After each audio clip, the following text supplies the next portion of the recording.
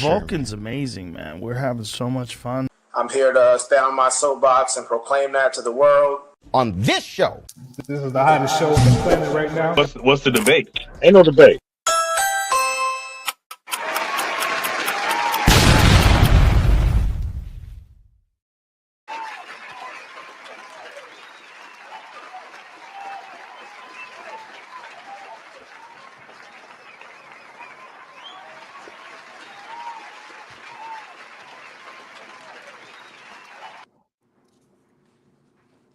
What's going on? What's going on? I was muted. I didn't know that. What's going on? We are here and live. You are tuning into the Vocal Soapbox. I am Eno's time.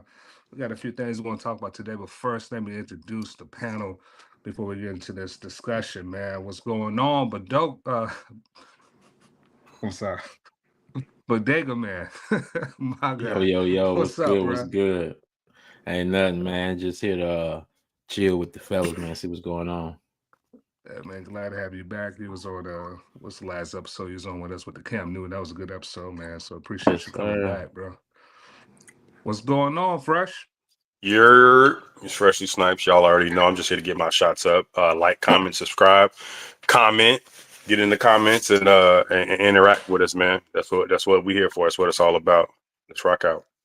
Let's rock it out, man. And Vulcan, what is going on, man? We're back. Y'all know who I am. It's Mr. Chicken. Hey, Never. Shout out to that boy Kaz. Kaz the bomb. Ask your mom. Yeah, y'all. It's the Vulcan. Ready to get into a good show today, y'all. Tune in, like, subscribe, share. We talk about critical thinking. We encourage critical thinking here. You don't got to agree with everything that we say, but understand we want to do this methodically. We want you to understand the difference between people just spitting out sophistry and people that have good sound reasoning to back up why they think what they think and believe what they believe. Let's get into it. I like sports, and that's it. Lavinio. all right. So you know, it was Sunday. We had the Super Bowl. Kendrick Lamar performed. So, excuse me. A lot of debates that's going on. A lot of people said historical moment. Some saying it's the worst halftime performance ever. Let's just get right into some of these questions and get your thoughts on this.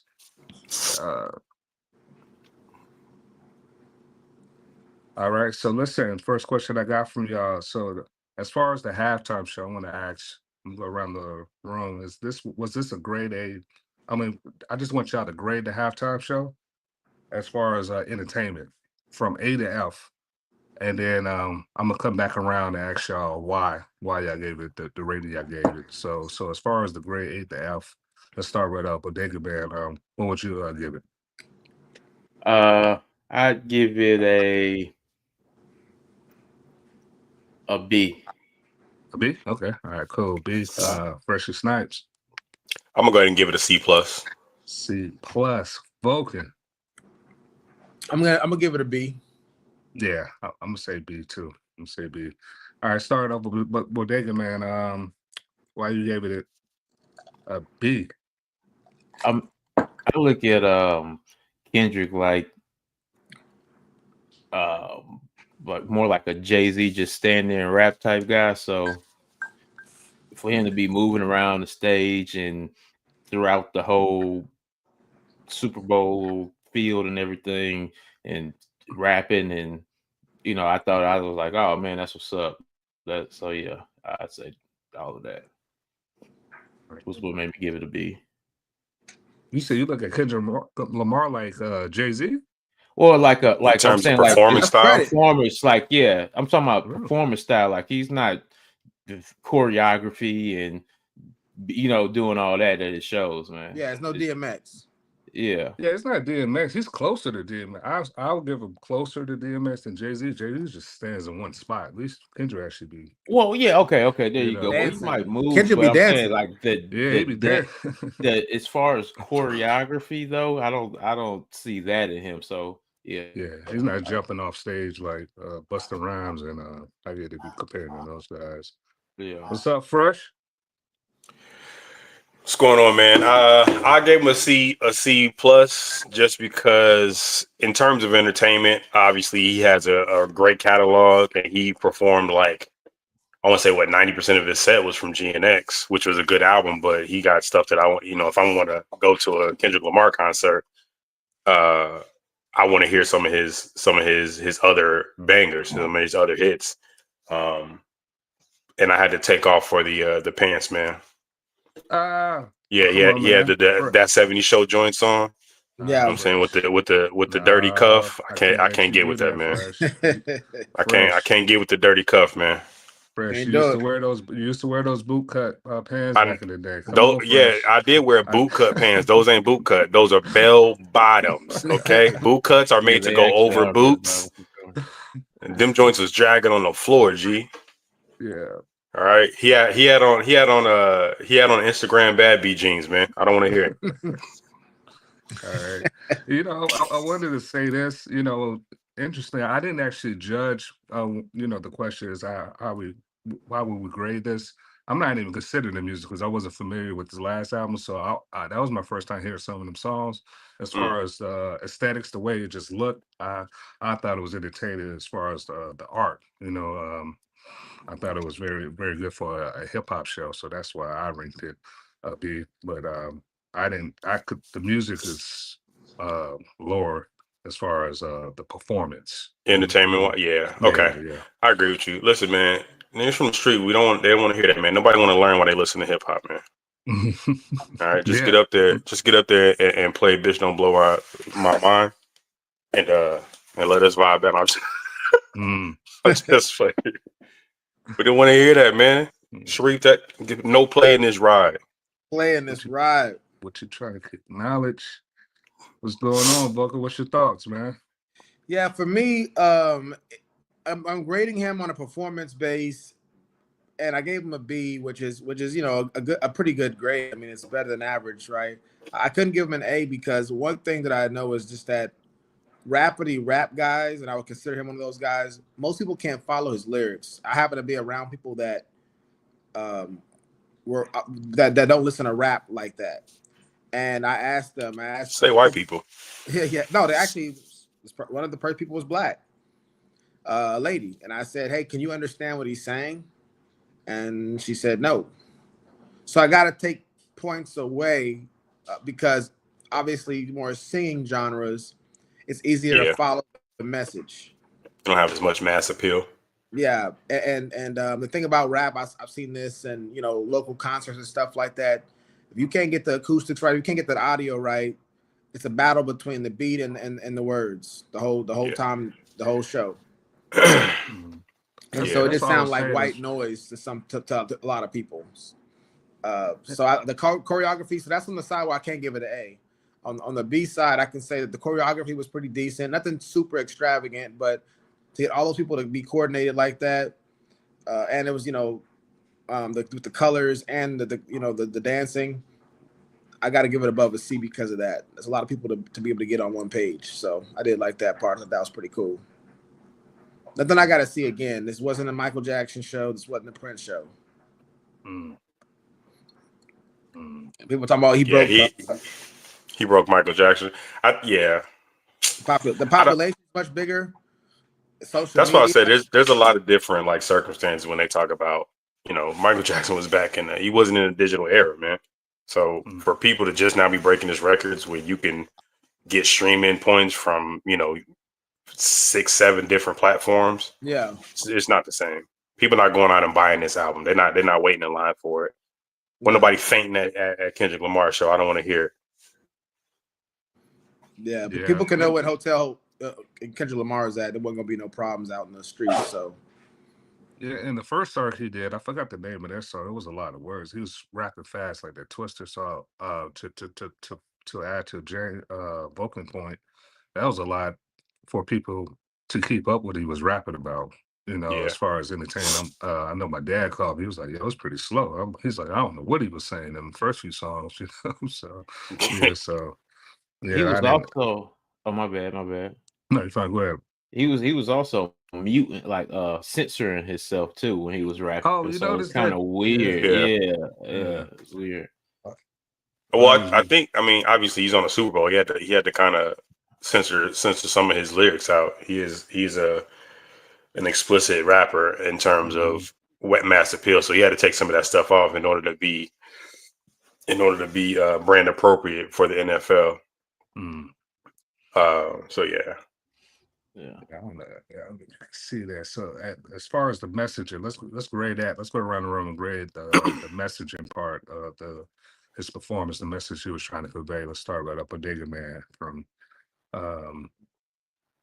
A through F.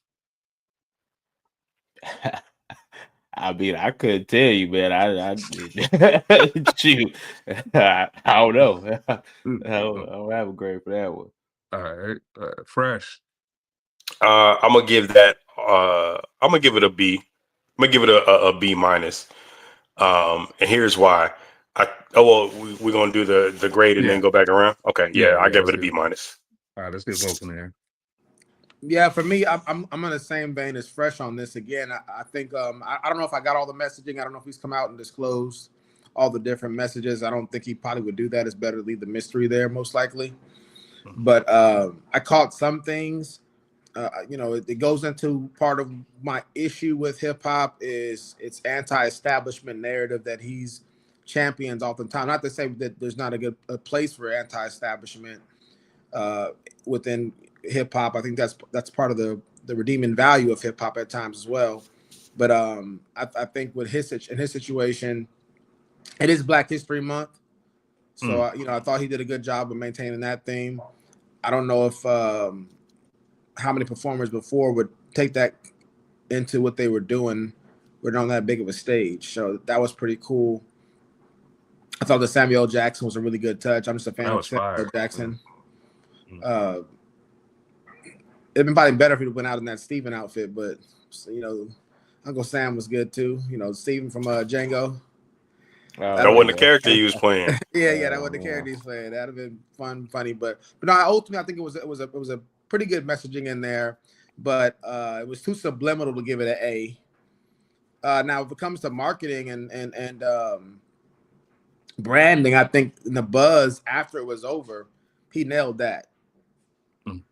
So I think if we're talking about in terms of the popularity it led to, and people still try to figure out what was going on, I think that's pretty cool. You see that happening, I see it all over social media. People saying it's almost like a Seinfeld episode. So people love the show, and people like you just weren't smart to get it. If you don't like the show, it's because you weren't that smart.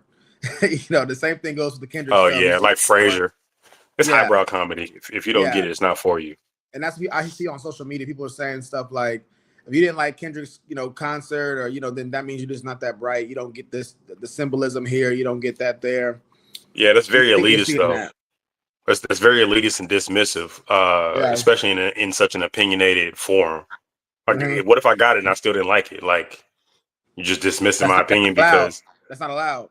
Yeah. What I saw online, you can't do that. That's all right. I could fight, so. Yeah.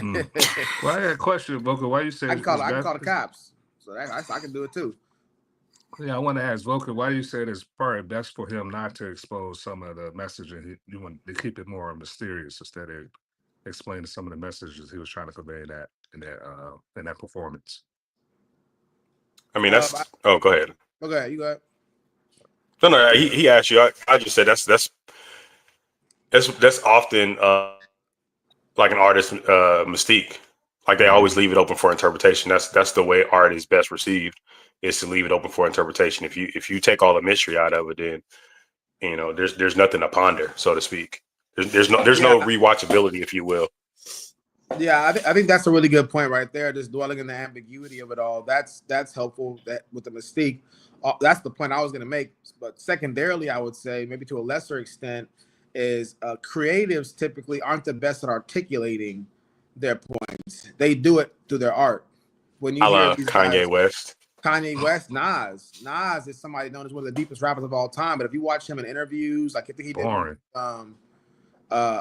Who's the one he did it with? We had to sit down with the Nas before Nas. What is that? I can't think of his name. Rakim. He did a sit down with Rakim, and you hear him. Man, that's disrespectful as hell, bro. You call that man? You call Rakim the Nas before Nas? He was the Nas before Nas, right? I mean, I think you mean the Rakim after Rakim. What's going on with this guy, man? Maybe you should unbutton that top button. I do remember that comparison. They would compare Nas to Rakim and Jay to was it Big Daddy Kane? Yeah, and Well, yeah, they those got are apt comparisons, but their comparisons, Vulcan's comparison was backwards. Nas, yeah, Nas before. yeah, he was Nas before Nas, you know. But Yeah, the thing is, I that's like saying Jordan is the LeBron is Kobe Jordan. before Kobe. Get out of here! The nerve of ye. So yeah, I think that's one of those things where if he goes to, it's almost like, and this is going to be a poor analogy, but it's the principle still there. Is like people, you know, you see the scripture in the Bible and Proverbs talks about when a fool is silent, they appear wise. And just because, like, whether it's Kanye or other people that try to articulate certain concepts, they start to lose credibility because their explanations isn't going to be as vivid as their creativity. Yeah. So it's well, also one of the main goals of art, period, is to, for the most part, is to spark discussion. As soon as you kind of narrow it down, you kill the discussion. Yeah, exactly. You kill the discussion, and you may alienate people who thought, no, I know him. That's my cousin. I know him. Every fan believes they know them, have a special relationship with them, and based off their interpretation. Yeah. And if you were to dispel that, people are gonna feel like, oh dang, I didn't know him like I thought I did. Maybe I don't like this guy. Yeah, it's not as thought provoking when you and that thought provoking is probably the word I should have used from the get go. And you notice that a lot of these interviews, especially some of these interviews with Drink Champs or some of these MCs you enjoyed listening to in the past, and when you listen to them, they're like, "Whoa, these guys are off." You know what I mean? You look at the music. Totally. He's not. Because I just seen an interview where somebody was saying that DMX locked himself in the closet for a week and smoked crack, and that's how you got the first album. And I was like, "Oh, it's very crackhead behavior." I mean, it's very crackish. Just because you don't understand what you say, don't mean that you deep. Yeah, did you explain why you thought the messaging, what you rate the messaging? I can't remember if you explained why. Nah, because you let Vulcan go before he gave his grade. So, I mean, I guess the show was named after him. So you get kind of carte blanche. I ain't mad at you. I'm just joking. What? My B- is I actually prefer the subtlety of the message, right? And in my opinion, it wasn't that subtle. It really wasn't that subtle. For me, I didn't give it an A because if you're gonna come out and make a statement, I prefer that to be your statement. But he gave mixed statements, right? One, he didn't really ride the wave that got him the Super Bowl. So his message to me in short terms was, F America, and also F Drake. So it was just too mixed for me. Like he had some personal rap drama, and he mixed that with his like revolutionary let me come messaging. In and say this. Let me come in and say this part because the wonder and the suspense around whether he's going to use the name and all that kind of stuff, that was artistically interesting, socially interesting, psychologically interesting, but it wasn't like noble. It wasn't like he stuck it to the man by doing that. Because you see that, not Uncle Sam, but Uncle Sam saying, like keep it PG. I mean, not keep PG, but keep it politically correct. And him doing that to not get sued. I mean, I don't think that had any type of value in the sense of like he's on some kind of noble quest for doing that. Yeah, I think he got there on the Drake beef wave, and I'm not mad at that if we're being honest. But I think you kind of put some shake into the cut. You kind of stepped on the product a little bit when you mix the two messages. So it's like, are you a revolutionary or are you like the petty king? Not that you can't be both, but in terms of mass appeal, in terms of mass messaging, we at this point we don't know what you think. We don't know what you are. What's your message to us? Is it F America, America's messed up, or is it Drake is a pedophile? And I think he kind of took himself out of the revolutionary role when he showed himself to be like willing to stoop down to the pettiness of like dissing Drake still, as if he hadn't already won that. Now, again, in terms of just rap, and this is what I want to say, outside of the Super Bowl, outside of the platform that he presented that on, I'm not mad at that because there is duality available in art. But when you're on a certain platform and you want to make a statement, again, you kind of throwing some cut into the product when you mix those statements. especially when in terms of being able to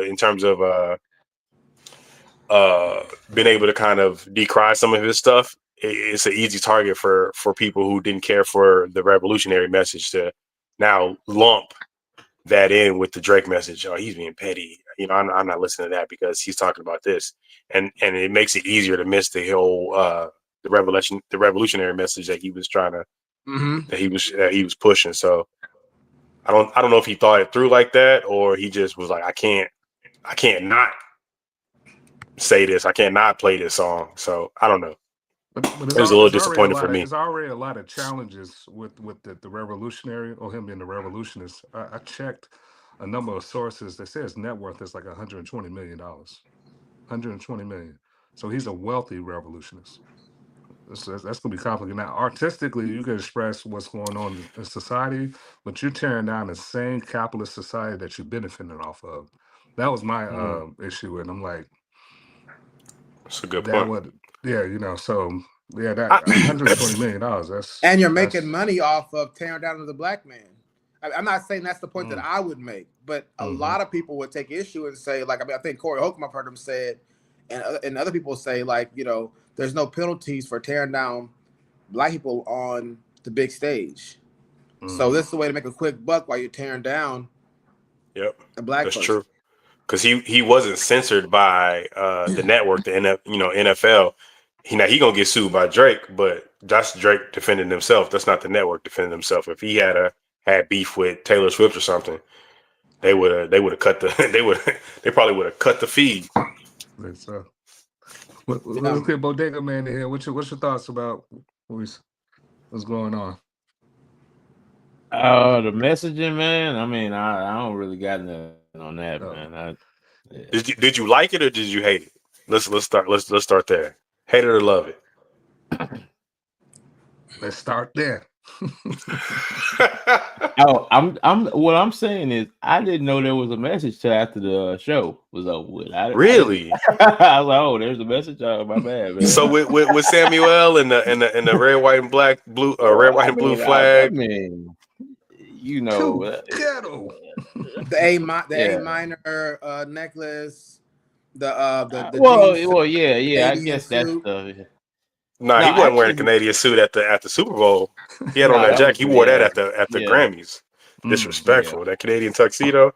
I said, this man is petty beyond. He's I'm gonna start calling him subtle 50 Cent, bro. But he's wild with it. Yeah, he is relentless. He's a quiet 50 Cent. I mean, but if there was no internet and you had to just watch that on television, you wouldn't really know that though. Like, I think the internet it just would have been a subtle jab to Drake. It would just been only me and you know, bro. Okay, so you basically saying is without appropriate context from comments and stuff like that, then it wouldn't have been. So I guess you agree with Vulcan in that you thought it was too subtle. Then I thought the message was loud. Yeah, I guess.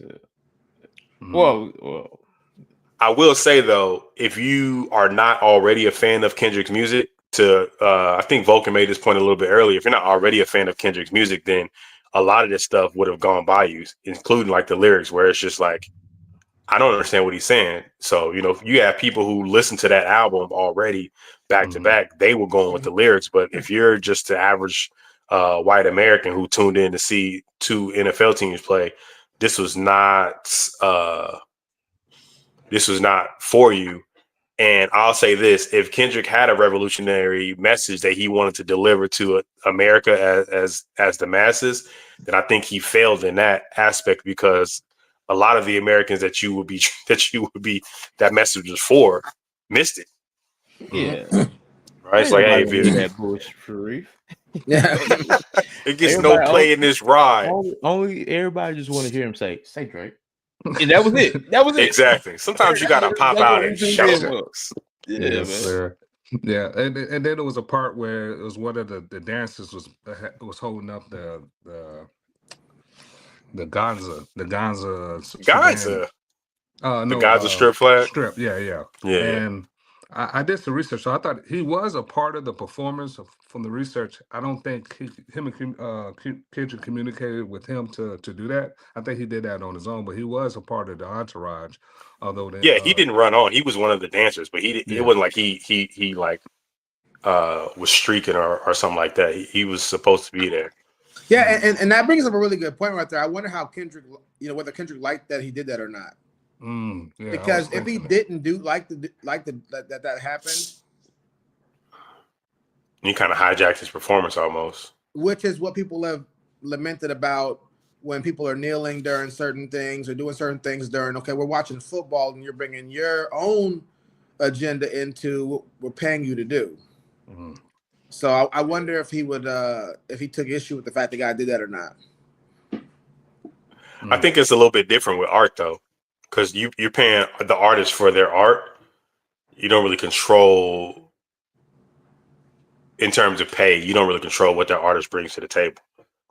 Oh my So bad, I didn't even see. Shout out to Memphis. Hey, what's up, bro? Hey, Yeah, good point. Rakim over Nas. Over Nas or Rakim before Nas? I don't know about Kim over Nas. Not at this point in their careers.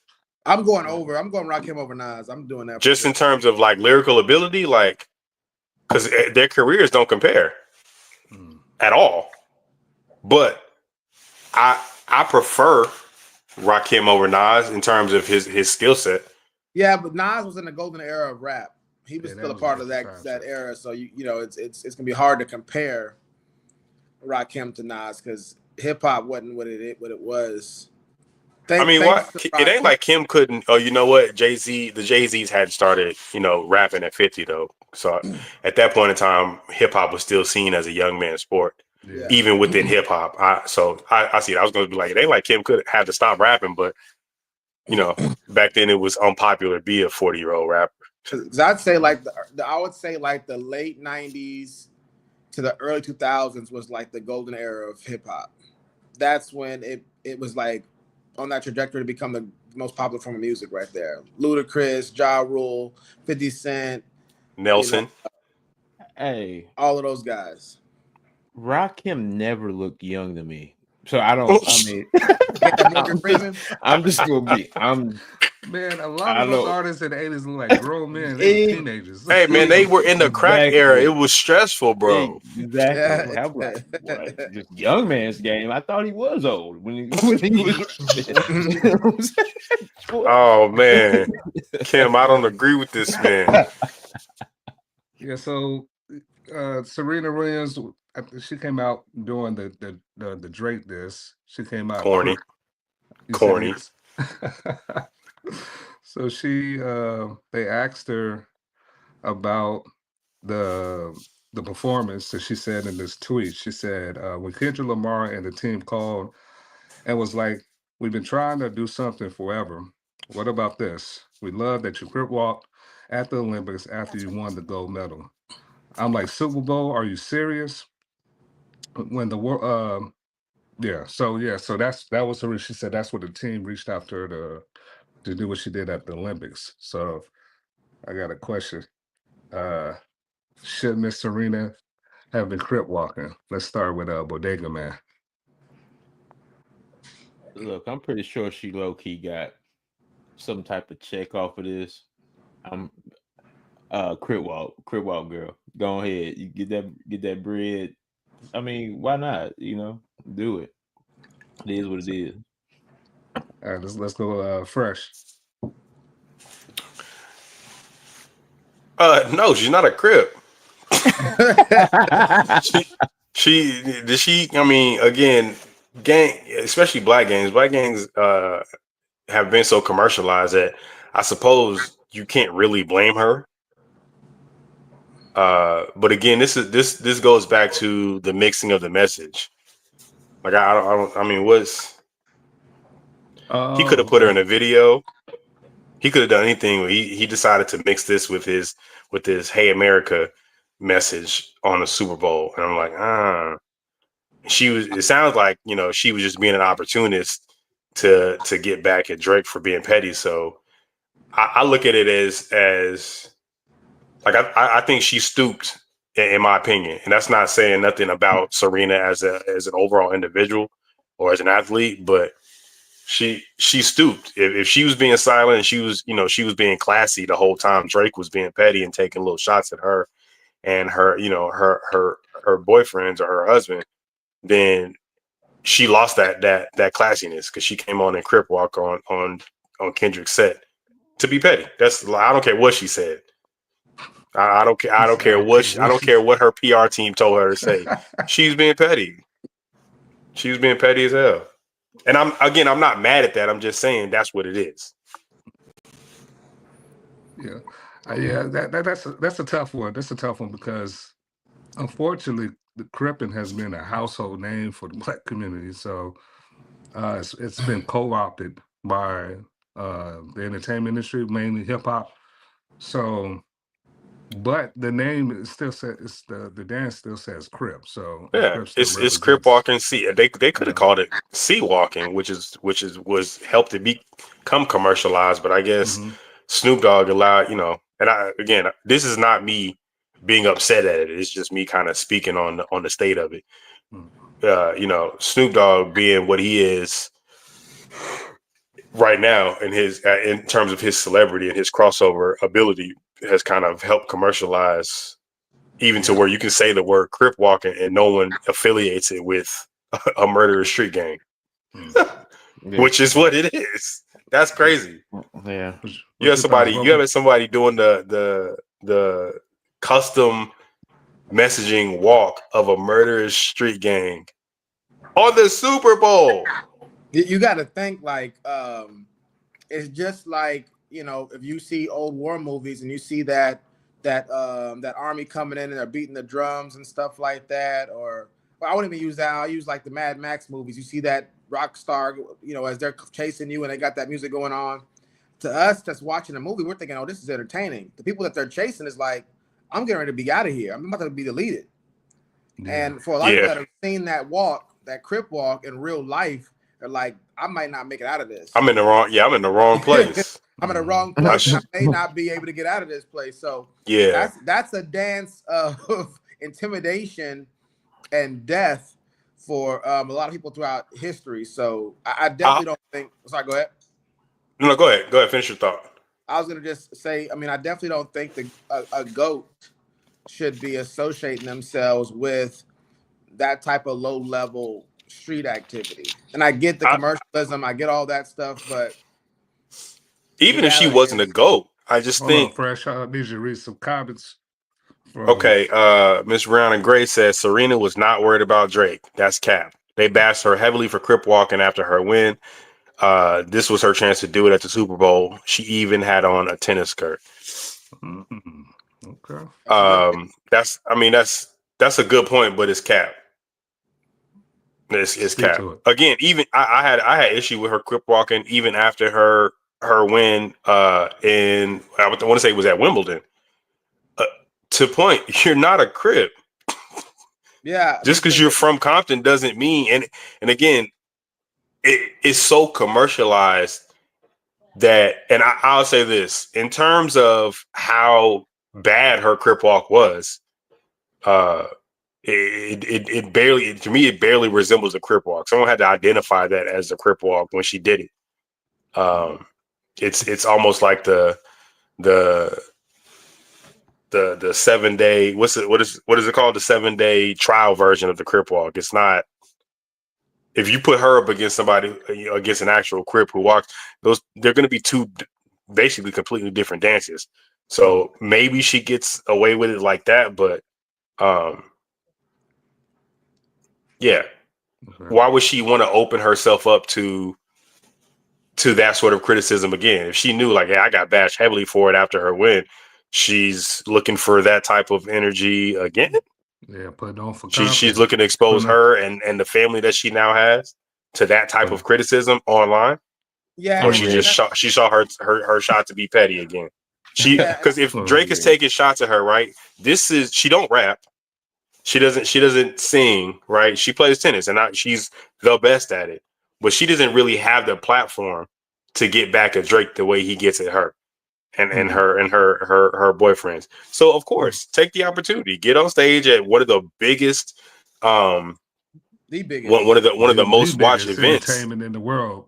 in the world. Well, not in the world though. Not in the world. In America. In America for sure.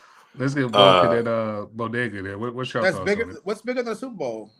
Oh. World Cup by a lot. For Yeah, sure. soccer's the most watched sport globally. They had performers on for that too. They didn't, but guess what? Their first time having a halftime show. Guess who's headlining it? Bad Bunny. Drizzy Drake. Oh, for real? Bad Bunny. Pew pew pew pew. Oh, is that for real? Yes. That's what I said, bro. Yeah. He is Drake is unstoppable. You could slow his momentum, but bro, you can't stop that guy. That's disgusting how this man basically been quietly. I mean, he definitely seething because he getting cooked over here, but the man went and got the first ever halftime show headlining for something that has maybe 3 to 5 times the viewers as the Super Bowl. It's disgusting. It's disgusting. Yeah. We got any more comments? It's you're on mute. You're on mute. I said that was it. I know Volker was about to say something, and Bodega. Something else I want to add before or add to what Brianna. Well, I was gonna just say, what Mrs. Gray is saying about not worried. The thing about the not worried, I know that's kind of a term that we throw out. That could mean somebody ain't really focused on you. It could mean they're not worried about you. They're not getting anxiety about you. It could mean they're not even thinking about you. She definitely was thinking because that whole performance was aimed at a certain individual. The highlight of it, the punchline of it. So it'd be hard to say she's not worried about him because she knows what's going on. Yeah. There's no other way to interpret this. So I mean, so not worried. She's also enough of. Go ahead. I'm sorry. She's also enough of Black history that she could have been just up there and still falling in line with the messaging. Yeah. Without doing the Crip walk, they specifically brought her on to do the thing that's really outside of her tennis career greatness. Yeah, I mean it is within her background. She is from Compton. It is. It's a deep cut though. Is it an L or a dub for Serena? Was this an L or I don't think it's an L or a dub for her. I think it's an L. I think it's an L for us as a Black people. Because I think that already white people can't really address it because any type of Black criticism is going to be looked upon by some as racism. So their hands are kind of tied with white guilt. So the only thing that's left is for us to internally bring up the fact on that Twitter because they was going in on Twitter. I was about to say this is Trump's American, brother. These white folks out here is not worried about the tied hands. Yeah. They was tripping on her Crip walking. Just the performance all together. Just classless. Yes. All that good stuff. But those, I think, in terms of criticism, she gonna get that regardless of what she does. She been getting that her whole career. So I can see why she wasn't afraid to do it. Just like, I mean, this is just gonna be another kind of Wednesday. But for me, it's like she actively sought it out. I just don't think we should associate ourselves, as catchy as the dance is on that type of platform. I don't think we should be associating ourselves with the lowest versions of ourselves within our community. Shouldn't be doing it. Do you think it was an L for her husband though? I was listening to the ESPN and Steve Smith say, "You trying to get back at your ex, man? You can go back to him then." I'll say this: within the Black community, most Black husbands aren't going to be okay with that kind of a thing. And the white, my understanding of the white community and what I've experienced is that can go either way. So some people was like, hey, look, let her be a strong Black woman and do her thing, and I'm just gonna support her. He's already with the greatest tennis player, extremely wealthy. He already won.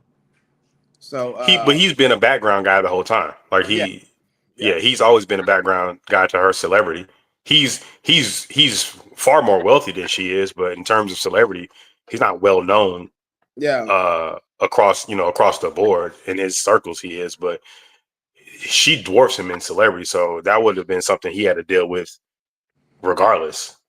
What you think, Bodega man? Was it an L for his husband or a dub? What you think? For her For husband, Serena's yeah. husband. Her husband. I think that was a Freudian slip. That's messed up, you know. Wow. Yeah. Say wow. Strong black woman. I'd have to hear that call. I'd have to hear that call that she got. Like if he said, "Hey, you want to get back at Drake?" Oh no, we can't do that. There's no way. You know, like that's crazy.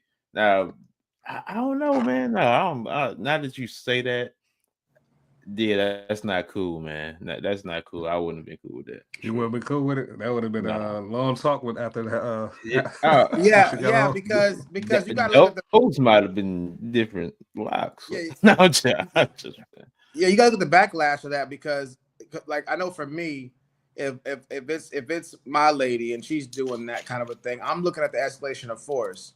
You know, if she does that, he goes to the next level. Mm-hmm. Now what do I do as a man? Yeah, now what am I obligated to do as a man? How does this gonna look? You know, then you have to deal with all the racial stereotypes that are at play. It just opens up a whole new can of worms. Keeping it classy helps in so many different ways. That's called forethought. A lot of men, especially modern men, don't really utilize that till their actions start costing them. Yeah. All right. Dr. A. Williams said, did you not see her husband response to Stephen A. Smith? I haven't. I don't know if y'all have. I haven't either. I haven't either. I know he did, but I didn't take a look at it. I know I know what Stephen A. said that she's referring to. But I don't know what the husband said. To Vulcan's point that he just made, this now puts him in a position to have to respond to Stephen A. Smith. Yes. Via Twitter. This is not his bag. It's not what he does. He's not a celebrity. He's not a famous person. He's a businessman. Yeah. So now it's like, okay, I'm on Twitter or whatever platform he responding to Stephen A. Swift because my wife put me in a position for people to start commenting on her negatively. And as her husband, I'm damn near, especially in America, obligated to defend her, to say, I got to say something. And you can't out Mike Stephen A. There's certain people you can't out Mike. Oh, yeah. He's one of those guys. Yeah, he has a platform that pays him to multiple platforms. That's true. So Mr. Onassis, Alexis Onassis, he would have to do like to properly defend his wife, he would have to go above and beyond. So basically no matter what he says is gonna be drowned out by, even folks like us. It's just gonna be drowned out because there's so many folks commenting on it that they just gonna have to go into hiding for the next however long. And as long as I put it to you like this, in terms of communication and relationship, as long as that was understood between them, hey, I'm gonna go out there and do this thing. I'm definitely gonna get some backlash for it, so forth and so on. If that was an understanding between them and they know what they're gonna do, then more power to them. This is obviously just conjecture at this point, but so next question: with her crip walking, what message did it communicate? Let's go ahead and start with Bodega. You said what message does it send? Yeah, what does it communicate? That she just thought it was a dance, man. I think that's how she looked at it. I don't think she thought bigger than that. Brush. What message did it communicate? I mean, I've already kind of said this, but it just communicated her pettiness. This is a shot at Drake, at her ex. It's petty. It's petty, man. And again, I want to keep prefacing my statements or qualifying my statements, but I don't have a problem with the pettiness. But I do want it to be called what it is. Let's call a spade a spade. So I don't want her pettiness to be seen as some sort of revolutionary messaging or anything other than what it is. It's pettiness. And, if you want to be petty, that's cool. Do your thing. But that's what it is. Also, I think it communicates the watering down of what some of my street brethren would call pure cripping. It just I don't know, man. Does Serena Crip walking on the Super Bowl, like, was it bolster recruitment numbers? Like, what does it do for the folks who actually take that serious? I think it takes them down a peg. I think it harms the organization more than it does it good. And I can only speak from my standpoint. You're saying harms the Crip organization? Yeah. Okay, I was going to take it. I think it the opposite way. I thought that was going to help their numbers and recruitment. And this, that was my question. I just think that it takes away some of the validity of it. Like I don't see nothing hard about Serena doing a poor excuse for a Crip walk on the Super Bowl, like that lends any validity to my claim that, you know, I'm a deadly street gang. It's like, oh, you're a deadly street gang, but Serena's out here doing your patented dance basically on the Super Bowl. Like that's where y'all at right now. That's just my opinion. Bodega man, like you want to say something? Yeah, I mean, but y'all know women get passes for most things when it pertains to that. Like definitely in cities where it didn't originate from. And then I didn't know. Once again, I didn't know she was doing that. I didn't know that's what that was. Y'all told me. The internet told me that. Like, oh, okay. You didn't know she was Crip walking? No. That lends to my earlier point. So you it's a very watered down version of it. You wouldn't have recognized the Crip walk if you saw it, or you said she just did a poor job of a Crip walk? It would definitely be a poor job if I didn't recognize it. Okay, so you did know what it looked like before the Super Bowl. Like right. You're familiar with what a Crip did. Okay, yeah. Right. Okay. Yeah. So yeah, for me, and how I answer the question, I think it helps their numbers, and primarily the reason why I think it helps their numbers is just because when it's on that big of a stage, one, it helps to be, you know, to help the authorities not recognize who's doing it because it's cool, who's doing it because they're actually affiliated. So now I'm able to blend in to the dominant society a lot easier because that dance is now a part of pop culture. So I'm able to be more conspicuous. Or sorry, is this his response to Stephen A? Yeah, this is the response. And then you want it read, or you just putting it up there? Yeah, once Vulcan finish, that's a good point. And then Fresh. Y'all go ahead. Go ahead. All right, go ahead, Fresh. Our point wasn't Alexis Ohanian. I want to expound on that a little bit more. Sorry, Fresh. Go ahead. You want me to read it now? Yeah. Go ahead, man.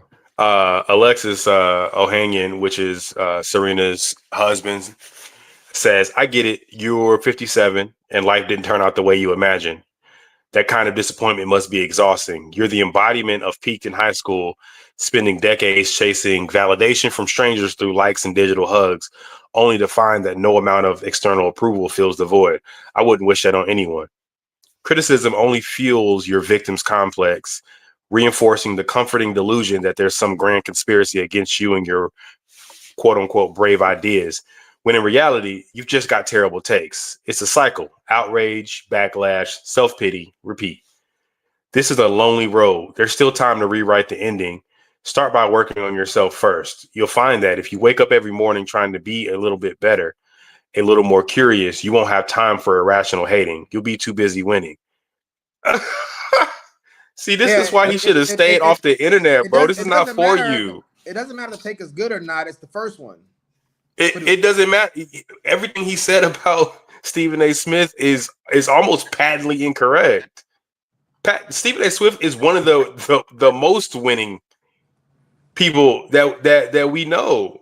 There's no like in the world, and it's well documented too. So this is again more pettiness. Like I had this. This is my point, or actually it's Vulcan's point. But to caveat, he's required to get out and say something, because they don't compete in the same arena. He can only say something like this, unfortunately, and it's so easy to disprove. It's like, what do you mean that he peaked in high school? What are you talking about? It's one of the most well-known faces in sports. Well, he means he peaked as far as basketball. But again, you would have to specify that. You would have to specify that. You said he peaked in high school. He clearly didn't. He's outrageously successful, and his success keeps growing over time. Like we've known Stephen A. for what, 20 years? Yeah, I think he's comparing Serena Williams' athletic career to his. And again, I'm going to go ahead and say this is why this is not his bag. He shouldn't be doing this, because he's out here communicating. He's not even doing it effectively. He didn't even his point didn't even bang home like it should have. If everything that you're saying, Vulcan, is true, it's not a clear statement. I think what he said is going to resonate with most women, especially most black women, and a lot of people that are diehard Serena Williams. I think his message will resonate with people more than maybe you're giving it credit for. I mean, I'm not saying it doesn't have its audience. I'm saying in comparison to what Stephen A is able to do and what he's able to say, it pales. He doesn't have the tools. He doesn't have the ability to really fight with Stephen A in this space. But we can say, you know, in terms of their success, it could be. I mean, you know, again, if that's the case, you can say I and my wife are more successful than you in these arenas. But that's not what he said. He's speaking on Stephen A's career in a silo. Your career, or you as an individual, peaked in high school. You're not as successful. Like he's saying things that are easily like Stephen A is going to destroy this. He's going to get on his platform. He's going to kill this, and it's going to resonate with a much wider audience than Alexis Ohanian. I want to make sure I'm pronouncing it right. Well, yeah, I mean, I don't think Stephen A is a pretty classy guy. I don't think he'll turn his back and forth with the husband onto Serena. So I think that I don't know if much harm will be done with this situation. I was more so saying on the Drake side, because Drake may not be as classy as Stephen A and may choose to attack Serena, in which case the husband can't do much as far as platform voice. So that's more so I was saying. I think if the husband made a statement, I don't think Stephen A is going to continue to drag this on. I don't think he would, because it's we talk about the same Stephen A? Well, because the thing is, you know, but he's a businessman. There's not much he's going to gain from this. But he does have his own YouTube channel, though. No, he will gain a lot because he gets paid to talk and react to things. But this is going to be wife is a noble quest, whether or not we agree with it or not. Yeah, point. But Stephen A comment on it at all. I don't think it's not a noble quest. I'm going to the point earlier that Serena put her husband in a position to have to defend. Yes, but I'm saying her, but he's ill-equipped to do so against the person he's doing it against. Is my point. I'm not saying he shouldn't. But that's what I'm saying. I don't know if he's saying, you're saying that Stephen A is probably more classy. He knows this is a man. Yeah, and so I'm bringing up the classy point to say I don't think the husband is taking a major risk here. Even though we both agree Stephen A's platform, he can speak against the husband a lot more effortlessly and intentionally because of his platform. I just don't think that he would do it because it doesn't look good press wise. Whenever you're going after a husband or a man protecting his wife, it's gonna bring Stephen A's stock down. I understand what you're saying. I'm not saying that Stephen A is going to speak out against Alexis. I'm saying all of his points, all of Serena's husband's points are easily like Stephen A is going to destroy his statement, not him. To be honest with you, if we're being 100% honest, he really can't go at Alexis. Alexis is like a billionaire. So in terms of success, I don't think Stephen A can destroy his points because one, those points aren't mathematical points. They're not scientific points. Those are all abstract, soft points that correct, which is why Stephen A can defend them. I'm just saying he can. If he chooses to defend them, he loses ground. I think. Now he can address them, but I think if he goes anyway, but classy, it's going to drag Stephen A down. That's my opinion about it. I think it's going to drag him down. I don't think we've been watching the same Stephen A. I feel like Stephen A is going to say something about this, but like he's going to take the classy route out. Yes, because her husband could have just said, "You're wrong for that, Stephen A." And you're going to have people like, "That's right, he's taking up for his woman." You know, did you say something against that? It's going to be wrong, man. It's going to be it'd be dirty to do that. Yeah, but he chose to go after Stephen A. like personally. Yeah, it's damn near ad hominem. He took the approach that I think most ladies would want their husband to take. That's a Jada Pinkett Will Smith thing all over again. There we go. Yeah, and people destroy Will Smith for it. No one took the classy route with Will Smith. We killed him for that. But he didn't technically slap Stephen A. though. He did his best version of it. He Twitter slapped him. Oh, He Twitter slapped him. He's a billionaire. He could do a way better version if he wants to. We can get sure. anybody can get touched by being there. He would not be able to operate in those type of spaces. He's a businessman. Unless he gonna get Stephen A. clapped. He can't do nothing that leads back to him. Unless he gonna get that man shot off a roof, there's nothing he can do that wouldn't reflect negatively on him and his business ventures.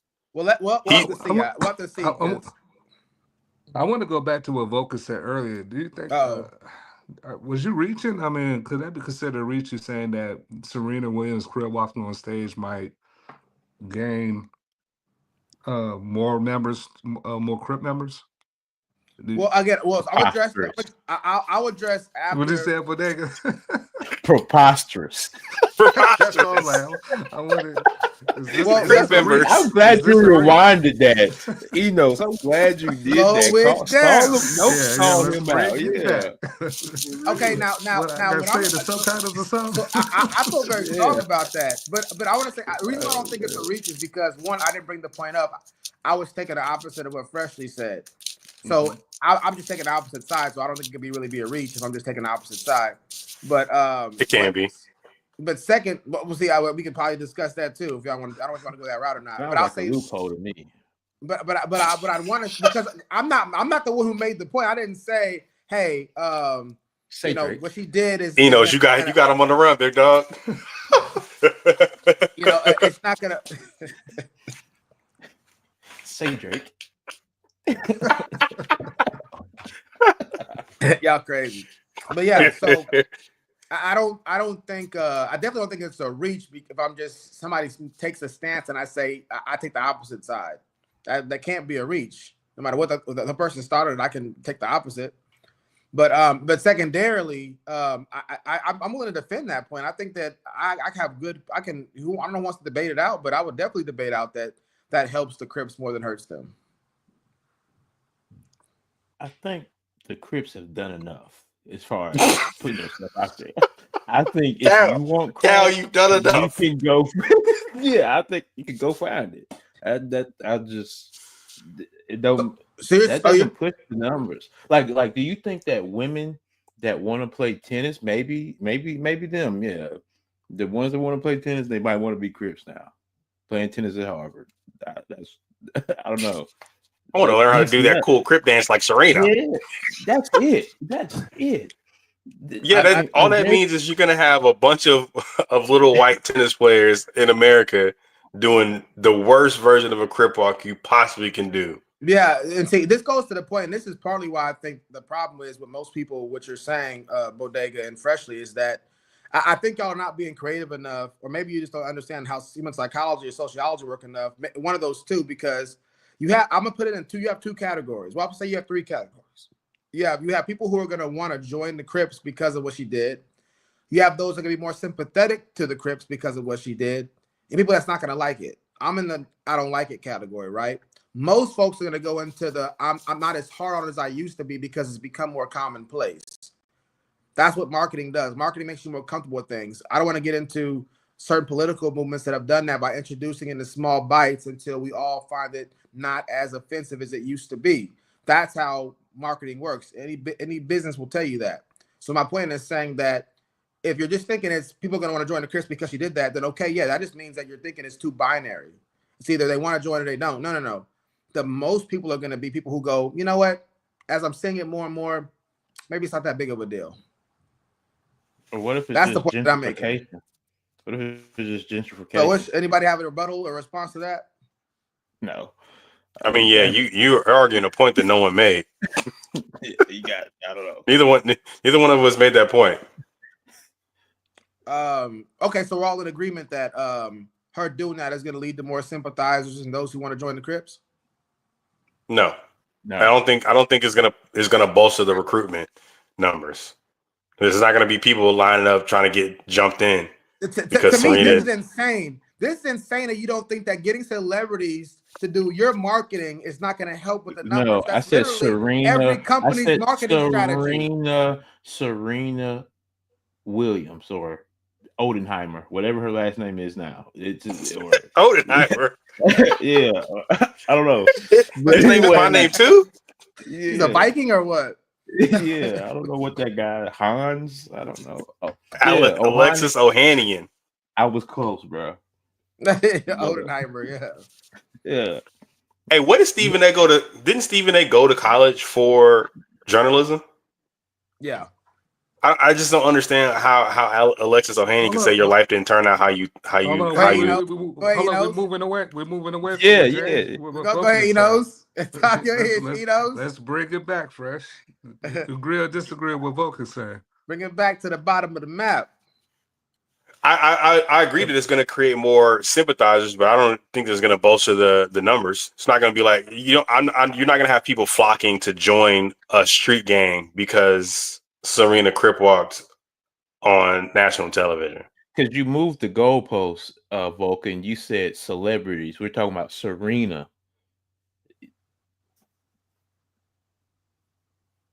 Okay, you mind expounding on that? Because you said you don't think big marketing, that's what they do, celebrities to keep people to buy in. No men, because I'm pretty sure the Crips are mostly men, are like Serena Williams did that crappy Crip walk. I gotta join the Crips. Hey, jump me in. Let me get down. What street do I go on to find those guys? Let me get down with this said, bro. I'm trying to do the Crip. What's gonna happen when they get in there and be like, listen, man?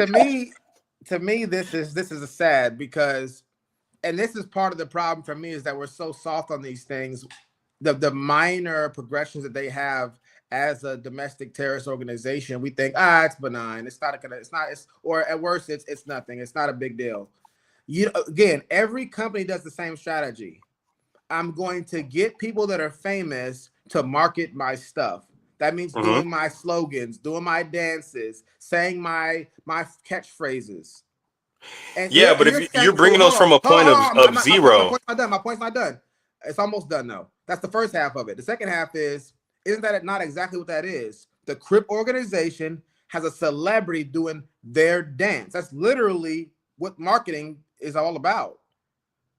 So if it does, if you have the wrong celebrity, do your marketing.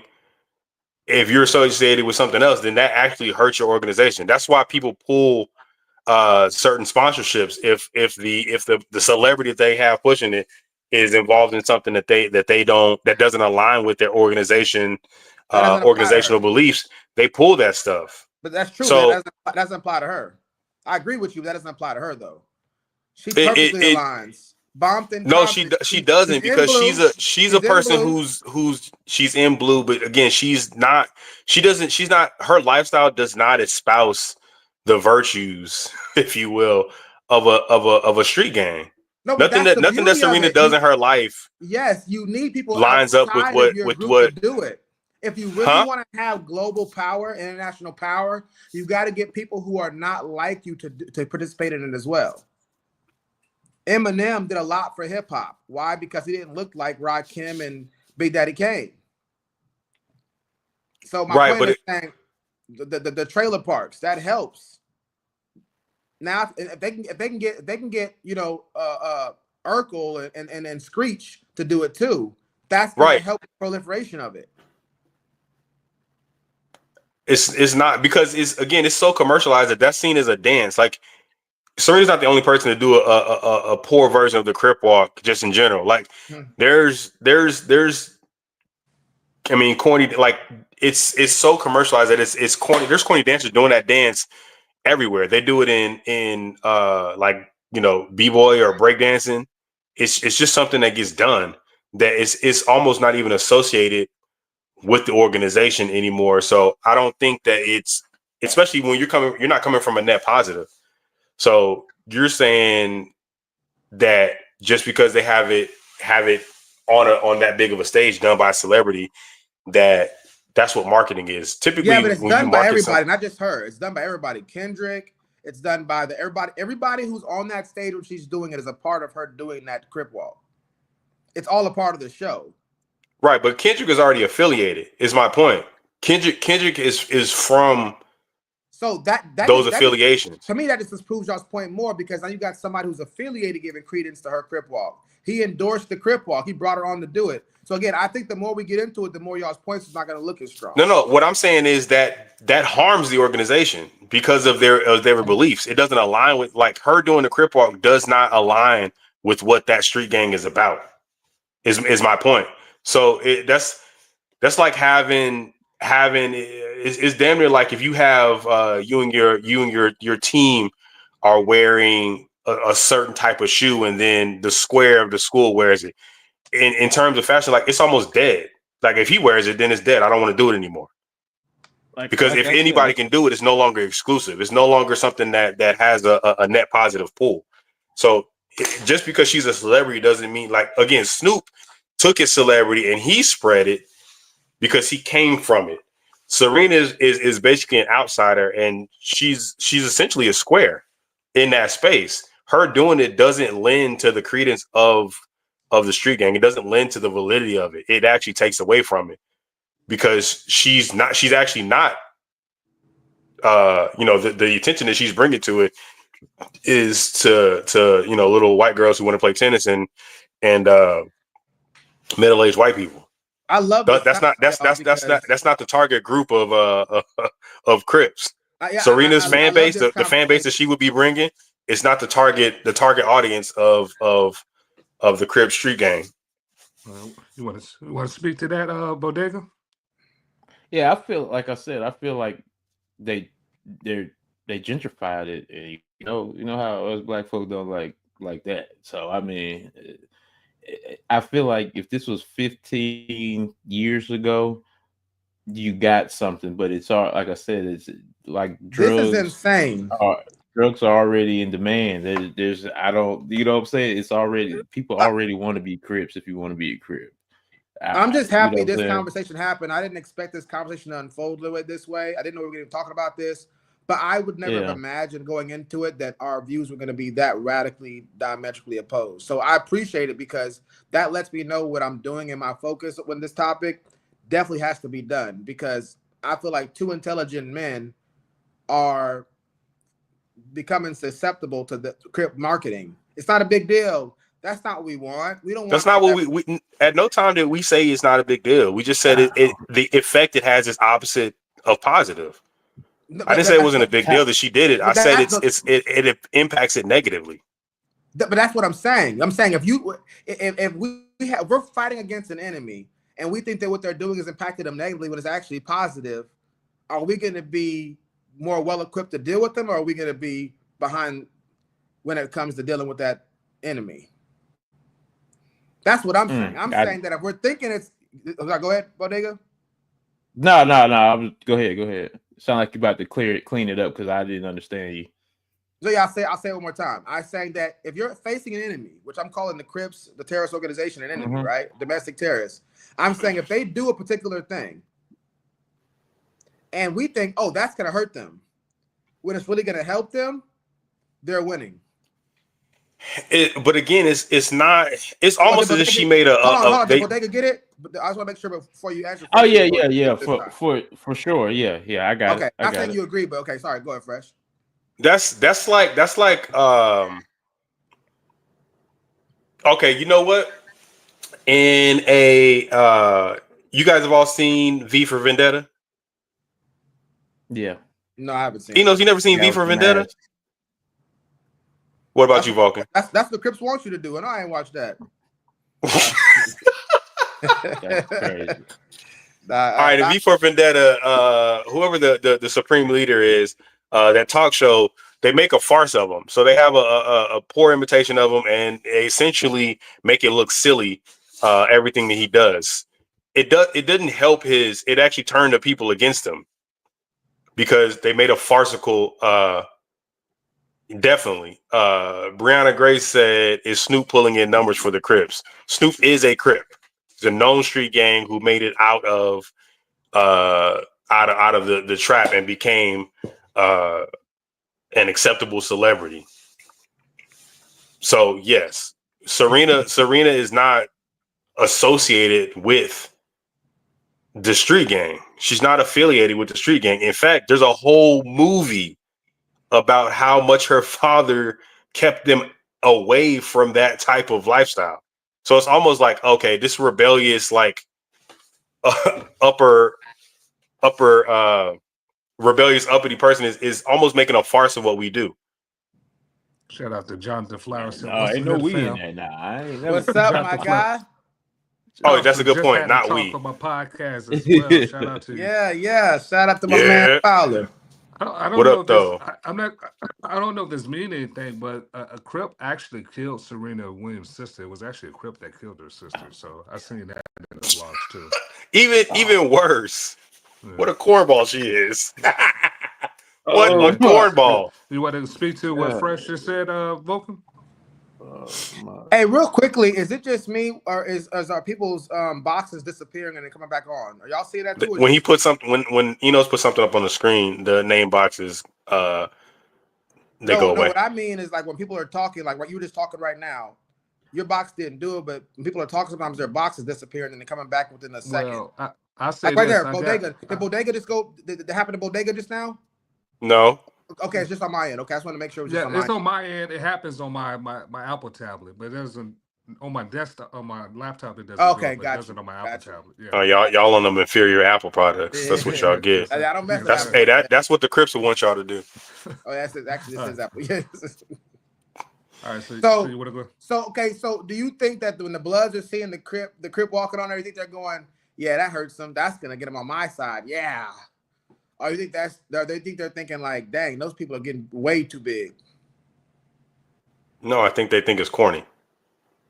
No, I get that. I mean, yeah, but to me, that's a separate conversation. Whether it's corny to see Serena Williams doing a broken down. Yeah, but that's a negative connotation in that space.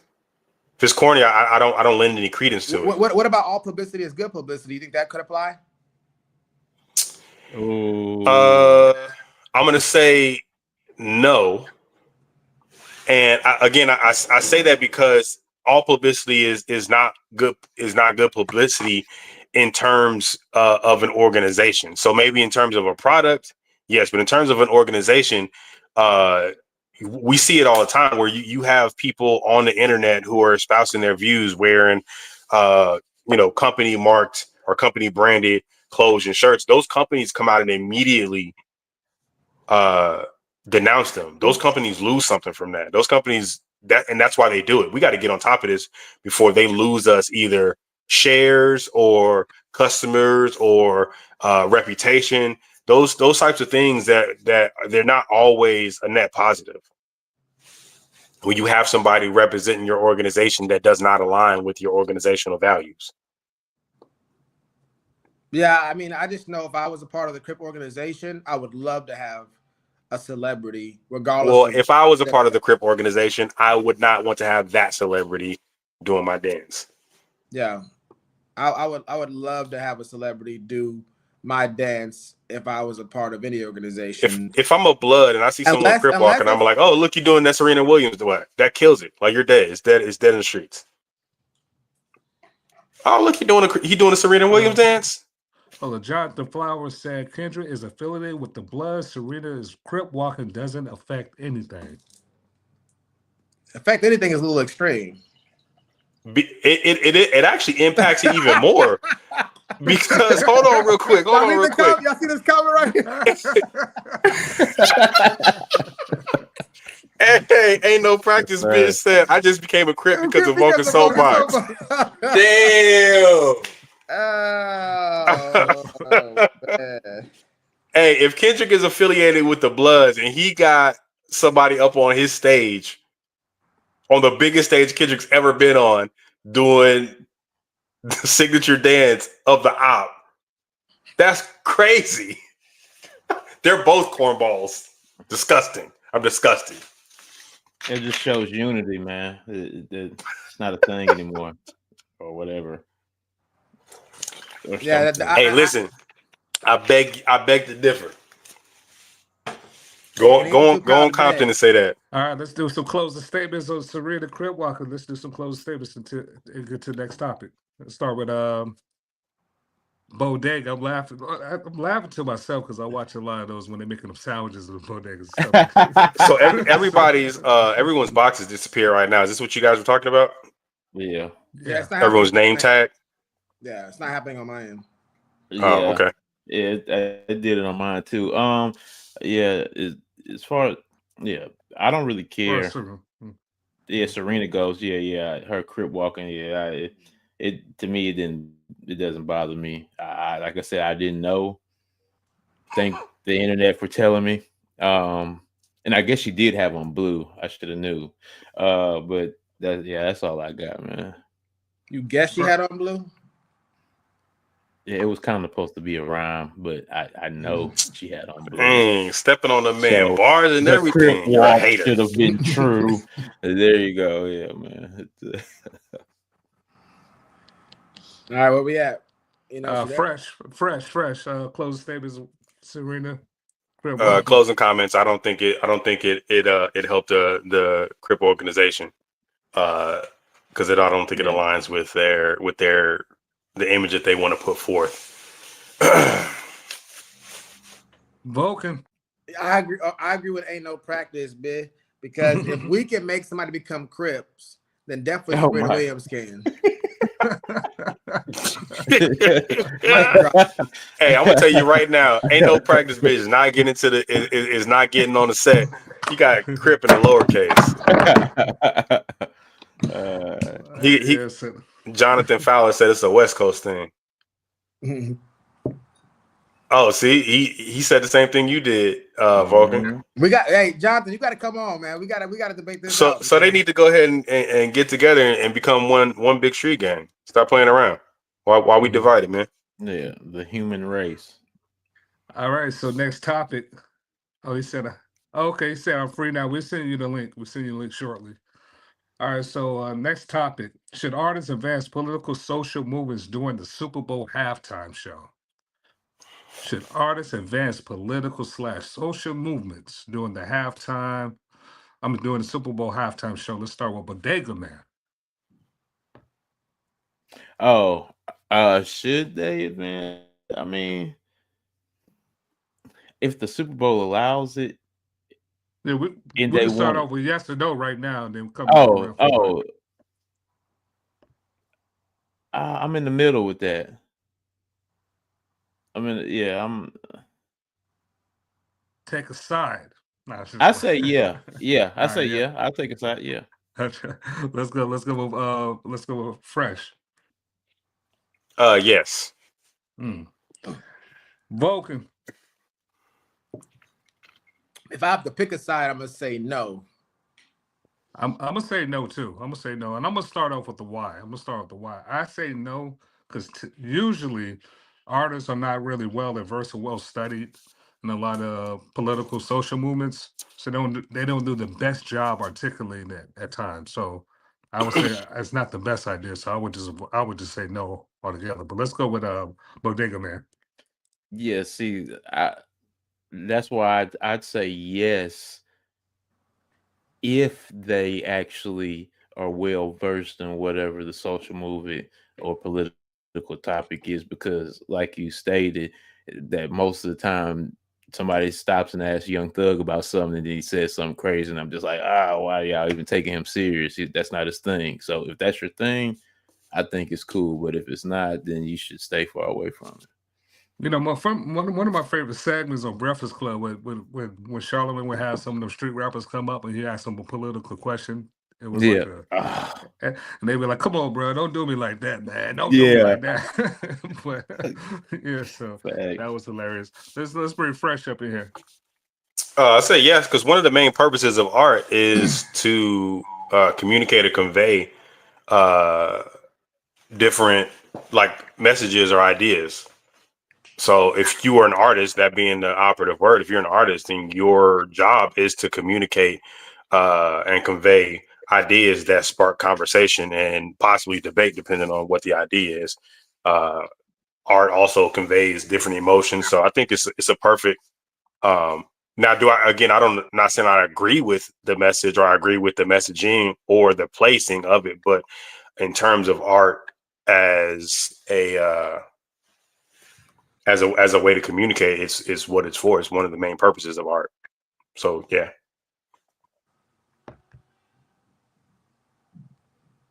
You're on mute. You're on mute. Vulcan. Yeah. So for me, it's like, you know, obviously the should is kind of strong, right? I mean, people could do, you know, it's not like illegal to do it one way or the other. And I don't have any strong moral imperatives that say they should or shouldn't do it. But I do think that there's something there. Freshly's focusing on the purpose of art, which I understand what he's saying. I think what supersedes that in this particular thing is the organization's values, though. What does the NFL stand for? You should be in line with what they stand for if they're going to give you that kind of a platform. So I think that supersedes the artist. Now, when the artist is on the artist's platform, then I 100% agree with Freshly. When the artist comes on, if we have a platform here on our show, we let somebody come on and do something, and it goes against what our values are or alienates a major portion of our audience, I think at that time, then that's out of line. But that's why it's on us to be selective of who we would allow on the platform. Don't they always put something up that says, you know, the views and the views expressed here do not reflect the views of the organization? Don't they put that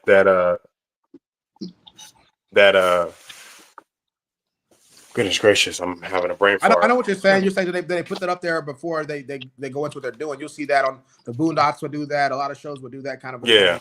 But the thing is that you would have to have seen it. One, that's very limited because you have to have seen them put that up there. You may come on. You may be getting at the restroom whenever they put that up, or getting right. But it's still a blanket statement. Like whatever they're talking about, I don't care what they do. That don't reflect the views and beliefs of this organization. That's what you can say that you can try to dissociate yourself from those ideas, but that's not a clean cut. I need some more strawberry. Shout out to sorry. I thought I was on what? What? Hey, what type of freaking what type of freaking shit you into over there? I need some more strawberry. I need some more strawberry. He said it with conviction too. Yeah. I need some. This ain't enough strawberry in here. Freaky man. Strawberry. Shout out to John and the Juice, man. Welcome to the Vocal Soapbox. Welcome to the platform, bro. You got the juice now. Man, what's going on, fellas? What's going on, man? Juice, that was a good one. You are the captain Y'all now. funny, man. Y'all funny, Hey, man. real quick, say his last name, man. What is it? Fowler. You call that man Flower 57 different times. Yo, Fresh is Bodega. Why you ain't spare him, man? Come on. I didn't think theirs would even say. I mean, you know, would say that. That's nuts. It's recorded. Everyone's seen it. I just want to make sure he got it right. Oh he got on glasses, man. It might have been a bit foggy. Man, might have been. Oh man, we're gonna have to talk about this first after the show. Yeah, I can't believe Fresh, you've done enough, man.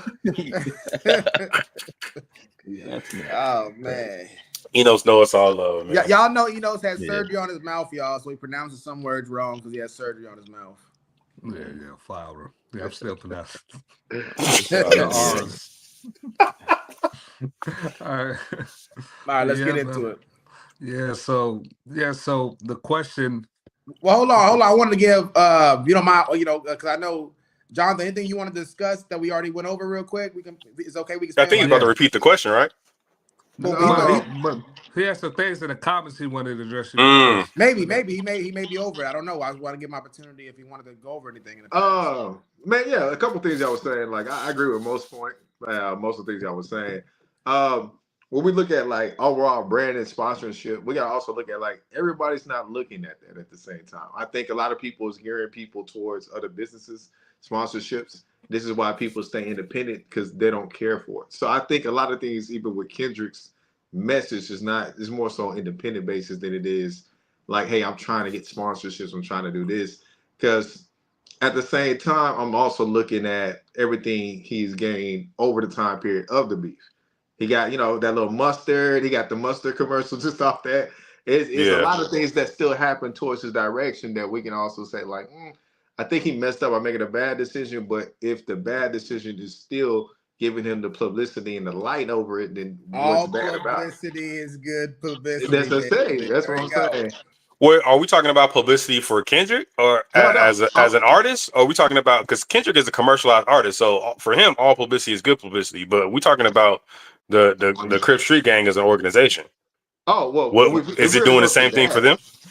Okay, if anything related to the game banking culture, because I got family members from it, a lot of us, a lot of people around me grew up around it.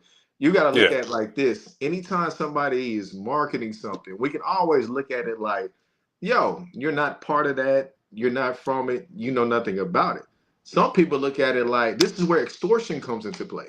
Y'all forget there's people that are artists that got extorted. Like, okay, you want to bang this? Cool. You can pay us for this to represent this hood, this neighborhood. So a lot of things come out of it at the same time. Like Serena Crip walking, did I think it was a good thing? No, but let's take it out of context of the black community. I remember when white people used to view Crip walking, they used to like, oh, it's just a dance, ha ha ha. Black community was just like, nah, bro, like that's really symbolizing like your part of this hood. So with her image and everything she has, I don't think she will lose anything. But do I feel like it was a terrible move? Yeah. She won't lose anything. Yes, she's not going to lose. It's not going to hurt her. Right. And in terms of extortion, she's way too far removed. Like, that's not her market. No. What I'm saying about the extortion part is not on Serena. I'm saying anybody using the Crip name. You got I agree with you on that. I'm saying that's more for rappers who kind of lean on street cred for credibility. For Serena, that's why I said it's a net negative, because how do the Crips as an organization benefit from her doing their signature dance? Right? Okay. Being who she is, how far removed from the culture she is. And I'm not saying she's not black. That's not a commentary on her blackness. I'm saying in terms of culture, right? The Crips can't extort her. She's untouchable for the Crip organization. She's not in the streets. She doesn't need street cred to be popular. Like, what she does is completely detached from that. So she's doing it in kind of in a way, almost playing with it, if you will. It's like, listen, I could just do this. It is like, I think Serena thinks of Crip walking like most white people do. Oh, it's just a dance. Like I said, let's move it around. Hold on, let's move it around. Let's get Vulcan and want Bodega to speak to it too. Go ahead, Vulcan. Well, I disagree with 2 points. One, she doesn't look like most white folks looks at it. She's from Compton. She knows exactly what it represents. She knows. You would think she would have taken time to do it right. Well, if that was the case, I don't think those two are related. To be honest with you, I don't think those two are related. She's a professional athlete. You don't think she can learn how to do the Crip walk right? I don't think that matters whether she learns how to do it right or not. She's doing a Kids Bop version of the Crip walk. It's crazy. Why do you don't think it matters if she does it right? I don't see any correlation there. I'm about to say, if y'all look at Crip walking, it's universal. Like there's nobody's doing the same thing over and over. I can show y'all 10 Crip videos. They all Crip walk different. Everybody's. Which is to my point. It's the Crip walk, and you have but it's based on set. The difference is right. It's based on a different set. Hold on, Juice. Hold on, Fresh. Vulcan, go ahead, finish why you disagree. Your 2 points where you disagree, and let's move it around. Oh yeah, my bad. I was saying the 2 points that Freshly made that I disagree with. One, I mean, I don't even if I remember them now, but one of them being, well, I don't remember what he said now. This point, so I can't say. Okay. Terrible. All right. Yeah. Terrible. Bodega, you got any thoughts?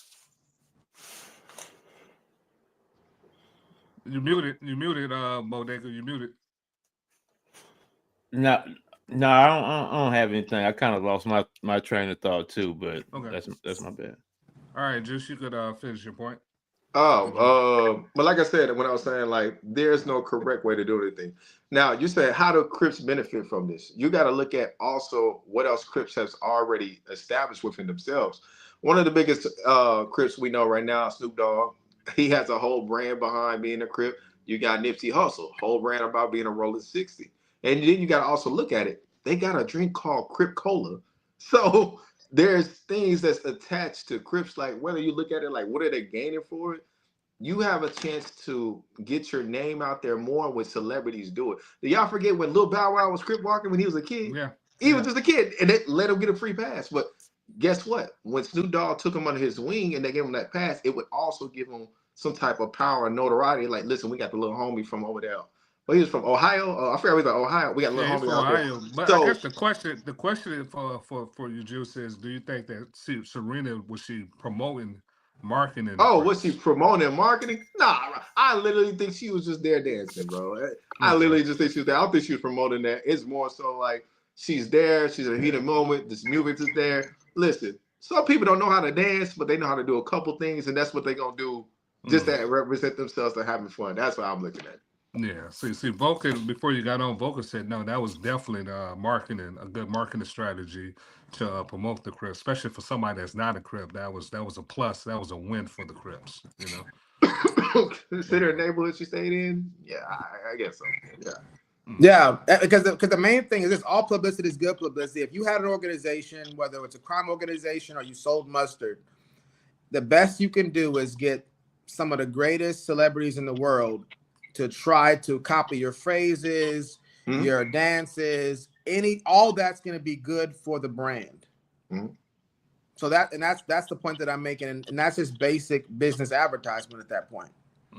You know, because people that may do it that may not align, like, you know, Fresh about the point about people who may, you know, not be considered squares, whatever it is. I don't think Serena would qualify for any of the points that he really made, but even if you were to say she's a square and she's too far removed from it, just the notoriety you get off of that kind of a thing is still going to be helpful, because when people go to self-correct it and go, that doesn't represent what we do, that's still more publicity because the conversation's being had. So either way, whether it's on the first wave or the people that are reacting to her doing it, it's still going to bring more notoriety to it.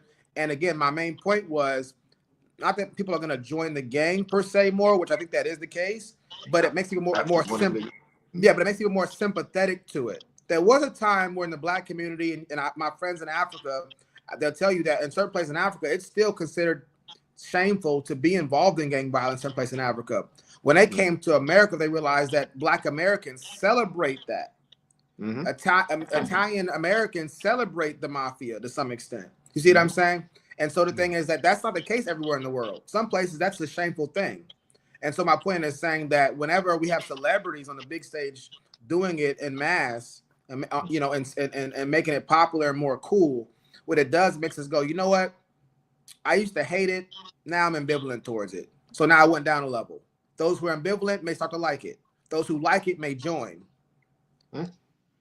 But we're all taking a step in the wrong direction from wherever your starting point was. That's my contention. All right, so let's go around the room. Just keep it concise, maybe like 30 seconds. Agree or disagree with what Volker just said. And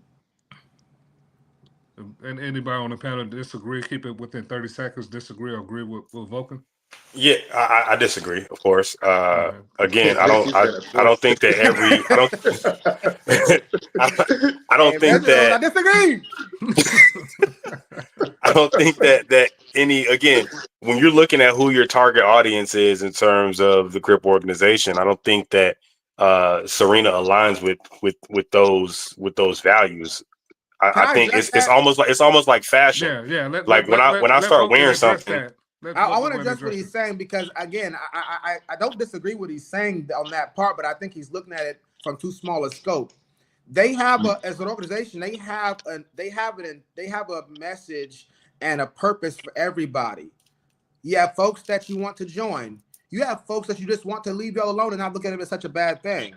So when Fresh is saying that's not the target audience, that's not the target. Those aren't the target audience to join the gang, but they may want that audience to get off their back a little bit. Like, hey, look, the people that the Crips want to get off their back a little bit is the police. The police are not changing their views on the Crip organization because Serena Crip walked on the Super Bowl. Do you think they want the broader society to look upon it favorably or to look at it shamefully? Somebody in Idaho somewhere that's not even close to any type of. Do you want that? They want that person to look at it favorably, neutrally, or badly?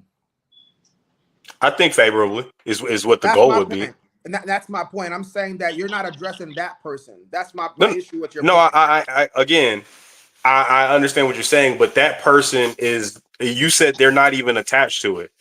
So where would they encounter a Crip if that's the case, right? I mean, I'm On pretty sure there's TV. Crips in Idaho, but where would They're they encounter a spreading. Crip that their viewpoint on it would make a difference to the organization? They're spreading and they're building converts.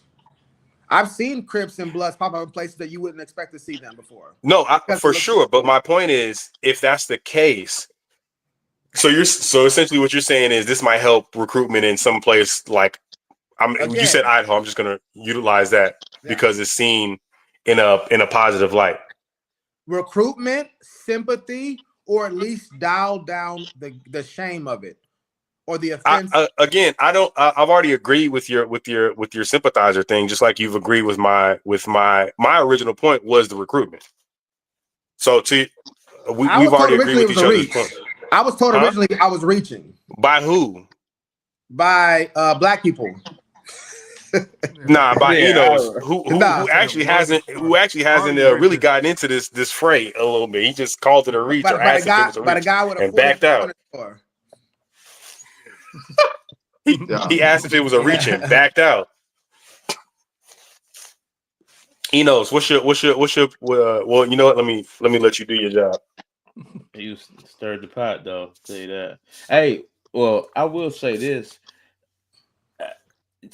I guess I would have to agree with Vulcan, because the Super Bowl does have a broader audience than just her core audience. But just her, like, I guess, because if she did it like on her channel or wherever, like people watch her, I don't think the people that watch her would care or join or even be sympathizers. I don't think they just like she was dancing one day in her house or whatever.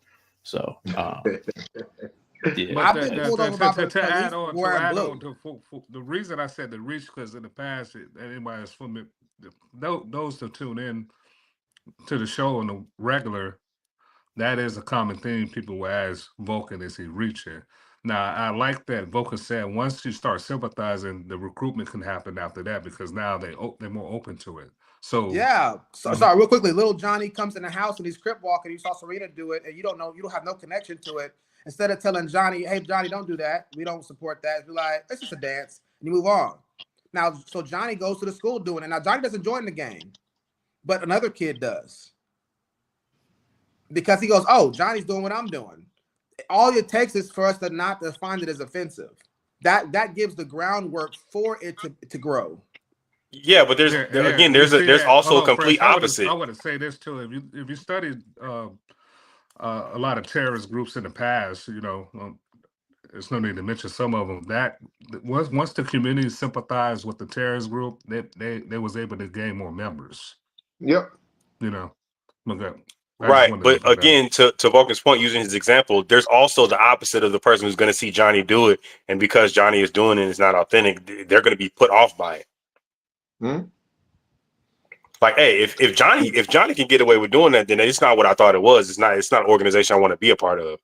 So he just doing it out. But Fresh, you're just speaking to another sector. Yeah, it's going to be some people that probably want to do it after viewing. Yeah. So what I said was there is the exact opposite of what he said. Is that not an accurate? Well, nobody's leaving because she did it. Can we all agree? No, I didn't say leaving. I'm saying potential. I don't know. I know you didn't say that. I know you didn't say that. I'm just saying nobody's leaving because she did that, right? Can we all agree? I don't know.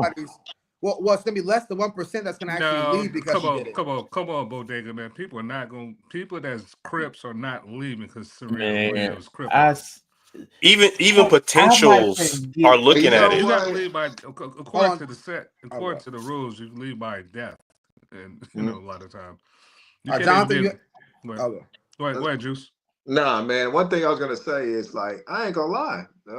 Bodega's actually right. Some people do get turned about and they do leave them organizations if they see certain it's a difference when you bang the organization, you actually bang in the hood somebody's actually from.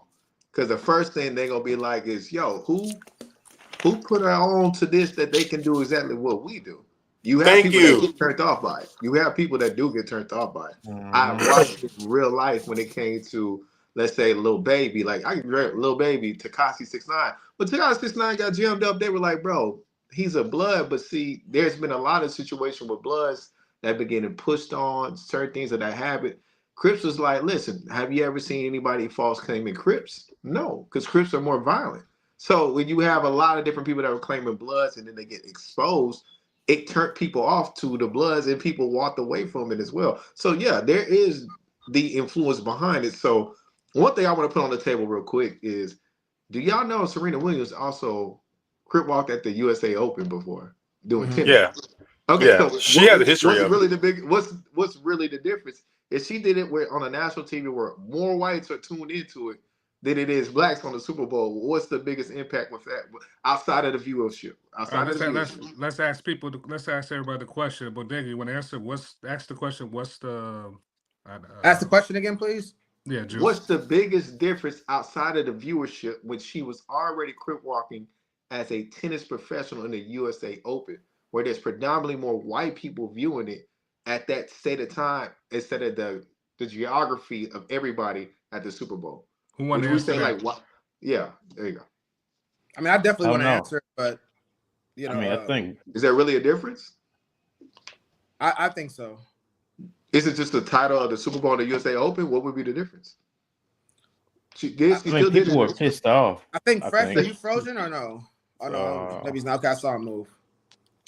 Okay, so I mean, I guess I'll go. I mean, I don't know about who do you want to go first? You know, sir. Yeah, whoever want to answer first, but let's bring in Cap of Facts. What's up, bro? Cap of Facts. Yeah. So go ahead, Vulcan. You can answer. Take that robe off, man. Come on. What's going on, black man? Man, It's a robe Hey, of man. royalty right here. Hey, he look like he finna call us all my brother. I thought that was Dr. Seuss over there, man. You need to open up your third eye, my brothers. You my brother? Yeah, you do like you about to say. The dedication, the denigration of the black community through the. Yeah, he looked like he about to start a sentence with back in my day. Back in my day. Before you forget your point, go ahead, Vulcan. Before you forget your point.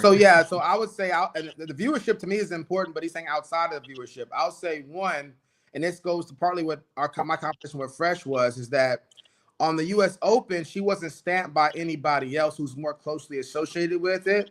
But on Super Bowl, Kendrick Lamar stamped her doing that. So she has a little bit of more of a oomph in what she's doing and a little bit more of a push in the culture because Kendrick Lamar, who is associated with it, I don't know his association, he stamped that. He asked her to come and do that at that specific time while she's wearing blue everything, as a matter of fact, except for like her socks and her shirt. Right. But one of the main things I'd say right now, just to object, is Kendrick can't stamp nobody.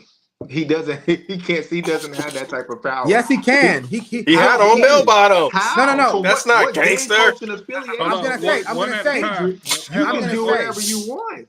Hold on. I'm gonna answer. He had on the same jeans that Donna wore on that '70s show. I'm gonna answer that question. Because I know why Juice is saying that, and I agree why he's saying that, because he's not actually in, so he can't stamp anybody to anybody that's in. Most people are out. Kendrick can stamp her. People who are not affiliated, not involved with it, they don't know all those rules that Juice knows and Freshly know. If me as just a citizen, a young kid who's impressionable, sees Kendrick, who's repping Compton and has associated himself with his music with the gangs, all that kind of stuff, and he stamps, and I don't know the codes, I don't know all the stuff that goes in, I don't know the legislation and stuff that goes along with that. She can stamp him to me, and that's the most of the population. There's only a small percent that are actually in gangs, so that's my response. Okay. So do anybody disagree with Vulcan? Who disagree? Let's just start with the disagreement. That Kendrick Lamar stamps. Well, they can play a video game right now, man. Come on, man. You know it's past my bedtime, man. I'll be asleep by now. Oh man, they're on Twitch right now. Man. that man old. Hey, we live on Twitch right now. Hey, no more 40-year-olds on the show, man. We got to start doing that, man. Whoa, I might look like Rakim. This man said it's past my bedtime. All right, so let me ask y'all the question: Why are artists attacking Drake's blackness? Why are artists? That was a attacking- crazy transition right there. I've ever heard. And that Yo. was, bro. He said, "Who disagree with it?" I didn't even get to say it. Everybody get a chance to speak to it yet, you know? Who disagree? This dude ain't black. What you like about the show today? Man. Listen, the main thing, we can move on to the next subject, is this. Yeah. I'll say this. If you pay attention to Kendrick, if you've been paying attention to the way he's been moving, everything is based around the West Coast. Everything. The dance styles that you've seen, even in the performance, was crumping. That's a West Coast thing. Hyphen, that's a West Coast thing. Sea walking, yes, it is. That's a whole California thing. What about bell bottoms? Huh? Put up Who bell had bell bottoms. bottoms on? That's why you bullshit. His style That's of the West style of Coast. his pants, that is West something Coast for the style. West Coast. Why you bullshit? Okay, there we go. There you Yeah, go. I know what I'm saying. Listen, why you Yeah. bullshit? That is Yeah. his whole thing was so West Coast. That's why I kept saying West Coast, fuck everybody. If you paid attention to even the way he's wearing the Nike Cortez shoes, the representation, he's doing nothing for everything to represent West Aren't those Coast. That's gangster what I'm saying. nights too? Don't they call those gangster nights? Gangster G-nights. nights, whatever you want to call them. Yeah. Whatever you want to call them. But I'm saying what he's doing is embracing the West Coast culture and bringing it all out. That's what I said. The only dances you seen was people hyphing, people was crumping, people was jigging. Of course, people was stepping in because they had a little unity and stuff. Like I said, old dude was on a basketball court. Their collar. They're getting hyphy. They hyphing. They're doing all that. It's just Wait, hold all on. about his Juice, culture. are you? And this is you disagreeing with Vulcan? You explain your disagreement. Yeah, that's what I said. I disagree with it based on him stamping it. I'm saying if she did it on her own, he didn't have to stamp her to do it again when she's with him. That's my disagreement. You don't have to get it once you do it once. What I need your approval for? All right. Anybody else? Anybody else? Yeah. Going once, going twice. All right. So listen. I think Vulcan and Fresh answered this. I don't know if we get Kappa facts into this. Should artists advance political social movements during their Super Bowl halftime show? Let's start with Cap. You know, I don't think so. You know, mainly like I guess it really comes down to like if you're looking for viewerships. Like I know there's a debate, like there's a lot of people saying Kendrick, like, you know, superseded Michael Wait, Jackson's hold on. performance. This is supposed to be the go around first, right? I mean, you gotta get your chance to say the why, but you know, Okay, go ahead. Yeah. because Jonathan and Cap weren't a part of the go around the first time.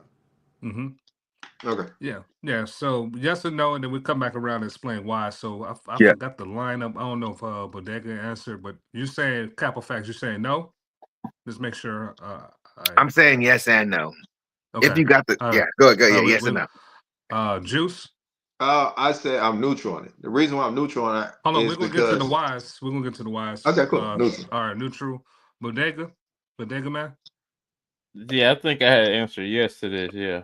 Yes. Fresh. Freshly. You muted, Freshly. You muted. Muted. Instead of talking, you muted. All right, let's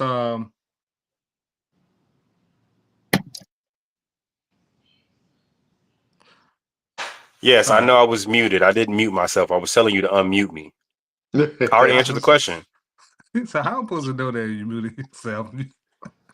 Yeah, unmute me. Most people could read lips. Okay. All right. So all right, let's start with Juice on the why. You say yes and no. I'm neutral on the basis of No, I'm sorry, Juice. I'm sorry. Cap was first. yeah. Cap you said. are. All right. Oh, well, yeah, no. You know, I say yes and no, which I guess is taking a neutral position, mainly because I feel like you got to have the talent to be able to make it political. It's almost like, you know, the difference between like a Chris Rock stand-up, you know, comedian. He can bring in historical and all this other kind of stuff and make it hilarious, and everybody's like, "Yo, I see why you did that." You know, versus someone like, you know, Chris Tucker, who's not that, you know, that's just not his steez. And I think it's the same thing for the Super Bowl. You know, if you don't really got the talent for it, yeah, you shouldn't do it. Like I don't think Kendrick should have did it. Whatever everyone's trying to say, he did. Reading between the lines, that boom bop beat was the slave, an underground railroad. That's what they used to say, to alert the white man, I'm sorry, to alert the brother the white man was coming. It's like, nah, bruh. You gotta, nah, that ain't it. So get it. You gotta have the talent. Let's get Juice. I'm neutral on the basis of the individuals who share political views and not really educated on it. It's terrible. Like I don't know if y'all seen like Cardi B, all these different celebrities. I'm like, bro, y'all talking about political views and y'all not really educated on it. And when you pick a side, people just follow your influence. They don't really follow your guidance and your knowledge. I think that's where a lot of things can be led astray because people are leading other people blindly. And that's one of the main things. If you're going to take a political stance, also be able to battle both sides. Like all the time, I got people that's in the Democratic Party and Republican Party right here in Houston, Texas. And people were like, "Oh, when you gonna join a party?" I said, "I'm not joining none. I'm a businessman. I'm not. I don't see the point of making an alliance if that means I got to cut off the other side." But there's what people forget is there's good politicians on both sides. You just have to understand how to mediate and understand each point of view. If a person who has always straight voted has never looked on the other side. So they don't even know if something is good or not because we're all straight voting. But if you take your time to educate yourself on the different candidates for the same, like I said, go running for the same position, somebody's going to have better laws on one side or better, laws, policies. You made a good point. I want to get everybody around, but I do agree with you. And I actually said it on previous episodes that a lot of, for example, Nina Simone, she was you could say a revolutionist artist back in the 60s. And if you watch the documentary, she had educated people who understood the movement that was writing the lyrics. So it wasn't just based on her ideas, because sometimes they're more into the artistry and the music, and they're not really educated on the details of the revolution movement, whatever they're a part of. So I agree with that. Let's get Bodega Man here. I said yes earlier, just because it's yes if you're knowledgeable about whatever topic you're trying to so you agree with Super Bowl. Yeah. So you agree with Juice there. Okay. No, you got well, I was just gonna say yes if you're knowledgeable about it, you shouldn't do it if you're a casual, for sure.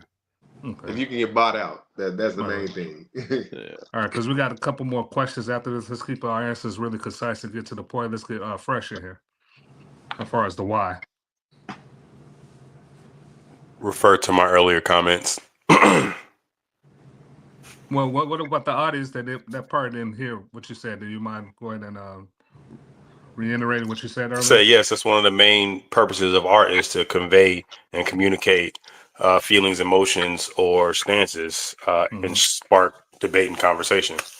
So that's the purpose of art. So, and to be honest with you, the vast majority of people who are on either side of any political argument are casuals. Most of them don't have an in-depth understanding of what's going on either side, including the side that they support. You can tell that by how many people voted Republican for Donald Trump that may or may not be on the internet with the realization. And I'm not saying that they don't support Republicans anymore, but it's like, hey, this is happening to me, and this is not what I voted for. It is, but you didn't understand it because to Juice's earlier point, most folks don't understand. They just straight vote. They vote for the side that they're on, and they don't understand the real politics or policies of it. So I don't think that being a casual should indemnify you from being able to communicate your point of view. And I don't think that you having a bigger platform than the average person should indemnify you from being able to communicate your point of view. Yeah, if that's your opinion, that's how you feel about it, then you have the platform to communicate that. It's up to the public to be discerning enough to understand whether you're right or wrong or whether they agree or not. Yeah, to touch on what Kappa. Sorry, I want to jump in because we got other questions I'm gonna evoke in there. But to touch on what Kappa's saying, I do agree with you as far as Kendrick doing that, because one thing I noticed about a lot of, let's just say Black culture that take this, like you said, take it to the man or the anti-establishment perspective. They rarely speak on the privileges that they have being a millionaire. Like I said, he's worth 120 million, and also they don't show the other side that the reason they're able to do this because they exercise in their amendment right to freedom of speech. Hmm. You know, that's why they're able to do this. Kendrick Lamar can't do this in Russia. He can't do this in China. So the gripes you have about this country, at least acknowledge the privileges you have that that's able that you're able to make a living attacking the government. You're able to get rich off complaining about what this government is doing. You see that with Farrakhan, certain Black anti-establishment, they actually became millionaires talking about how bad America is. They're not mentioning that though. That's my issue with a lot of these Black revolutionaries. Let's get to He made some point. let's get to Vulcan. Yeah, excellent points there, Enos and Kappa Facts. I didn't get to hear everybody's points, but and I already addressed it a little bit earlier. But just to state succinctly what I said earlier was just that, like, I noticed Freshly focused on the art form and the freedom of expression, which I wholeheartedly agree with. Mm-hmm. I think that my focus was just on, if you're going to utilize somebody else's platform, you should be respectful of their platform. You shouldn't bait and switch them. Anything like that. So if anybody's doing things like that, I'm not going to stand for that. I don't agree with that for the most part, unless it's something like trafficking, some type of, anything that's some heinous stuff that's going on, in which case the authorities aren't allowing you to be able to speak against it. So you got to find different platforms to be able to do it. Then those exceptions, that's when you have protests and boycotts and things of that nature. But generally speaking, people come there to watch the game. And you can leave your social movements and political movements outside of that to respect their audience, unless they're giving you that license to be able to do that. Just like, and I use the example of this show here. If we give somebody a chance that you can come do your rap, we're not going to let people rap whatever they want on our platform. Somebody couldn't rap anti-Semitic things on this platform or rap anti Black people things on this platform. We're gonna be like, okay, it's freedom of speech. We're gonna be like, we don't align with those values, So I would just say being respectful of people who give you that platform, that built that platform. So that's my point I would say about that. Okay, all right. I want to address what they said about people not knowing enough about the topic. That's more like a psychological thing. My understanding of the science of the psychology, people, because a lot of these things, different types of people, creatives, people that are like engineers, they do a lot of personality assessments on these kind of people. What makes them tick, how their brains work. And my understanding of the science is that people that tend to be more creative tend to be more abstract minded, not X's and O's. So they're not the people that are going to be most likely to do a lot of research and be focused on the logic and reason of things. They're more about expression. Things are more fluid. They're more into relativism, and unless it's something they really feel strongly about, they're less judgmental people, generally speaking. And so those kind of people, they may take certain stances. I don't think they got to know a lot about a topic to be able to do it. They can just know about the thing that they want to talk about. If you ask them a question a step deeper than that, I don't expect them to have to know all that stuff. You can make a stance based off the limited information that you know, but you're also running the risk of being wrong if you look into it enough. So I just want to address that point that they made as well. I'll throw in there as well, because as the question came up, I was wrestling with someone actually understanding a lot of the political topics, and they're actually having like a stance they can stand on and actually defend it, versus someone who's just talented and provoking people or moving people emotionally. And that's why I end up just going with talent versus understanding. Because I feel like that at the end of the day, that's what really wins the majority of people over. But yeah. All right. So anybody want to add some closing statements before we get to the next topic? We can just go to the Nina next Simone was married to a white man. No, we can go to the next topic. He said, "What? What did he say?" He's out. All right. So why Let's get the top. So just to get everybody, why are artists attacking Drake's blackness? Let's go ahead and start with. Let's start with Cap. Yo, I think Drake has had a lock on the game for so long. They got to find something. Mm. And I think when they look at Kendrick Lamar's bars, they think like, yeah, this wasn't enough to get it, but we'll take what we can get. The next best thing is doubting his blackness. That's my thoughts on it. Juice. Oh, Juice ain't on. Let's get Bodega. Yeah, I'm gonna say why are they attacking him? I mean, because what else you gonna do? He on top. You got to do something. You know, bring him down. I look at it like Luka Doncic and LeBron. Man, they're trying to usher him out and bring in something else. But that's the women gonna love him, man. So he gonna last a little bit longer. Maybe till his beard start getting grazed. They might take him out the game. Vulcan. I tend to agree with Cap. Now, so I'll state why I agree. I mean, I think that he's been on top for a long time. He's Canadian. You know, just in general, you know, Americans kind of look at Canadians as like the weak version of America. You know, that's why Trump said they need to be 51 state. They need to be the 50. Yeah. So I mean, he's already Canadian. He's mixed. He's been on top for a long time. His music is he makes a lot of music for the ladies. He doesn't stick to the strong street style, and so I think all that lends itself to why people will want to do it. But I will say this: people in the industry who attack him, they know things about him that we don't know. He could be behind the scenes, you know, a dirtbag. He could be doing slimy things behind the scenes that we don't know about. Yeah, you have seen a lot. But I'm sure a lot of them are. But I'm sure a lot of them are that they don't attack like they attack Drake at the same time. It's just it's hot to attack Drake right now. That's just what it is. He's getting jumped right now. Everybody's piling on. Easy target right now. Easy target. That's a fact. All right. So let me. I think we can go ahead. We got one last question, and I'm gonna get y'all.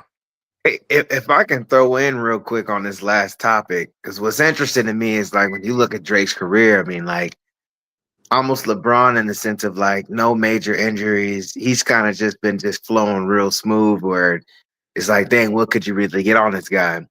And it makes me think of like at my job, my workplace, going on 3 years, I was in a meeting today and two of the ladies there, they were Hispanic. They were saying they didn't even know I was black.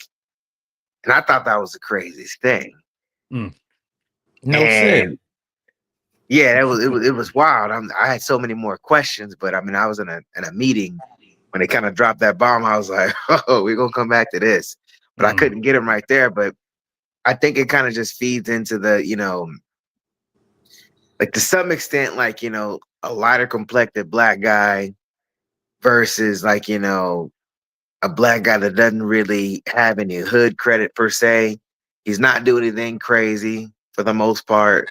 You know, you don't really have nothing on him. So at that point, people just start questioning your blackness. Like, oh, wait a minute. Yeah. You speaking a little too proper. You're reading a little too good, man. Like, you know, you using words that you shouldn't know. I don't know this dude. I don't know if we can count him as black. But that's all they had on them. I mean, that's one of the things they had on it. Even the song, "They're Not Like Us," I think that was a reference to him. He's not from this culture, this Black American culture. So that's a good tactic to use in war because he can't really combat that, especially when hip hop is built off this culture. That was actually a good tactic that you can't go at his bars. He can go back with the bars, but that's something that Drake can't really go back and forth in. So. The last question I want to ask the panel. So is there no big three or just Kendrick after his 2024, 25 accolades? What's your thoughts on that? Let's go ahead and start with Bodega. Yeah, I think definitely it's just Kendrick, man. Out of those three, for sure. It's just Kendrick. J. Cole bowed out. And Drake Yeah. obviously lost, you know. So, that So the king of he the world, won. he on top now. He on top of hip hop for sure, man. All right. What's up, Cap? You know, I could just be biased, but I tried. I listened to every Kendrick song, and to me, it was just like it was not it. Hmm. None of these songs, took away from any of Drake's accolades. If anything, I think the best like this that was out there was the one that J. Cole did. I feel like he murdered Kendrick. Yeah, I You did know, like I thought that was the diss track. I actually enjoyed that more than all the other diss tracks. The yeah. beat, yeah, and I, there's I think technique. I think K Dot was just riding off the hype of COVID times. There's nothing real big popping, and I don't know if it was mentioned here, but if you think about it, this was the first. This could have been historical as far as like a three-peat with the Chiefs. Mm, Everybody was watching nationwide, mm, but I would make the argument not for Kendrick Lamar. mm. It was for the Chiefs, and so he cashed in, Mm. and no fault to him or none of that. He came in with bell bottoms, a lot of questionable stuff there, but he came in pretty much on the biggest platform ever. You had Mhm. Patrick Mahomes, first quarterback to get like a $500 million deal. All the TV ratings are already there. Mm. That's what he Yeah, walked into. But yeah, it was an easy layup. Let's get Vulcan in here. I don't know if it was easy layup, but we can continue. We can get back to that. that performance, it was easy. Well, yeah, I I couldn't have can't. did it. I think that's a fun question, but I think ultimately there's always going to be a big three. The big three is whatever the biggest three are, even if the one is three times what everybody else is. With Eminem in his heyday, there was nobody doing close to Eminem's numbers, right? That doesn't mean that there wasn't still a number two and number three. The only one doing numbers, Pimp, Juice, and us. That's the Yeah, three. so that was Well, according to them, that was a three. Now that doesn't mean that those two together weren't doing probably what Eminem was doing. Mhm, Right, mhm. but that doesn't mean that the big three is just the big three. If just to make an example for the audience, you got a guy who's scoring 40 points a game, and the next best scorer is scoring 20, the next best is scoring 15. That's the big three. Mhm. So big three doesn't imply that they're close or that it's a race. So technically the answer would still be yes. There's going to be a big three, but then I don't follow these guys enough to know artistically and sales wise who's the biggest ones, but I mean I've heard Drake say that. Drake. Yeah, Yeah. I've heard Drake say that Future was bigger and Travis Scott was bigger than Kendrick. That may not be the case now, but is Future in that race for big three? technically, Future is probably the biggest or definitely big three, but they don't count a lot of his I guess albums that weren't considered albums. They were mixtapes or whatever. Yeah. Yeah. So they don't count them. Yeah, he's Yeah. doing What's numbers. interesting is Kendrick Lamar, like he's one of those rappers that make me feel like I'm retarded. Because everyone's hype saying he's like reading behind the lines and just dropping the deep stuff. I'm looking at the lyrics, I'm like, wasn't that deep to me? Like I feel like I'm missing it or something. Like I think I might be slow. Like, I don't get it. Yeah, and I'll say this in his defense, and I've heard 50 Cent say this. I've heard Cameron say this, that to be successful in the game, you can't be too deep. Because if nobody gets what you're saying, then it's just becoming white noise at some point in time. Unless you gotta go ahead. I was gonna say, I know Bodega Man might be taking a shout out to Low Deluxe. That's why That's a fact. in the Yeah. rap battle world. So he could be, so if you're judging him as far as how deep compared to Dr. Jordan Peterson and Michael Eric Dyson and people like that, then you might be like, okay, that's not really that deep. But if you were to compare Kendrick to other rappers, would you say Capital Facts that he's deeper than the average rapper? If I'm comparing him to like a Ludacris, I guess you could say that. But if I'm comparing him to just like other Ludacris, conscience, Rule, he'd be, as far as like him being a Billboard artist. If you compare him to other Billboard artists, would you say he's on par, average, below average, or higher average as far as depth? I'd have to say below. I mean, I think Tupac wasn't even Interesting. trying when he said, "Some say the blacker the berry, the sweeter the juice." I say the darker the flesh, then the deeper the roots. I mean, like, if you're gonna be on that conscience kind of style rap, then I'm at least expecting that at bare minimum. I feel like I don't get that from Kendrick. Come on, man. That blacker the berry, sweeter the juice was what Drake does now. He says something that everybody says and makes it hot, like 0 to 100 real quick. I now think of Drake every time somebody says that. I don't. That's not that. The blacker the berry, the sweeter the juice. Drake said that.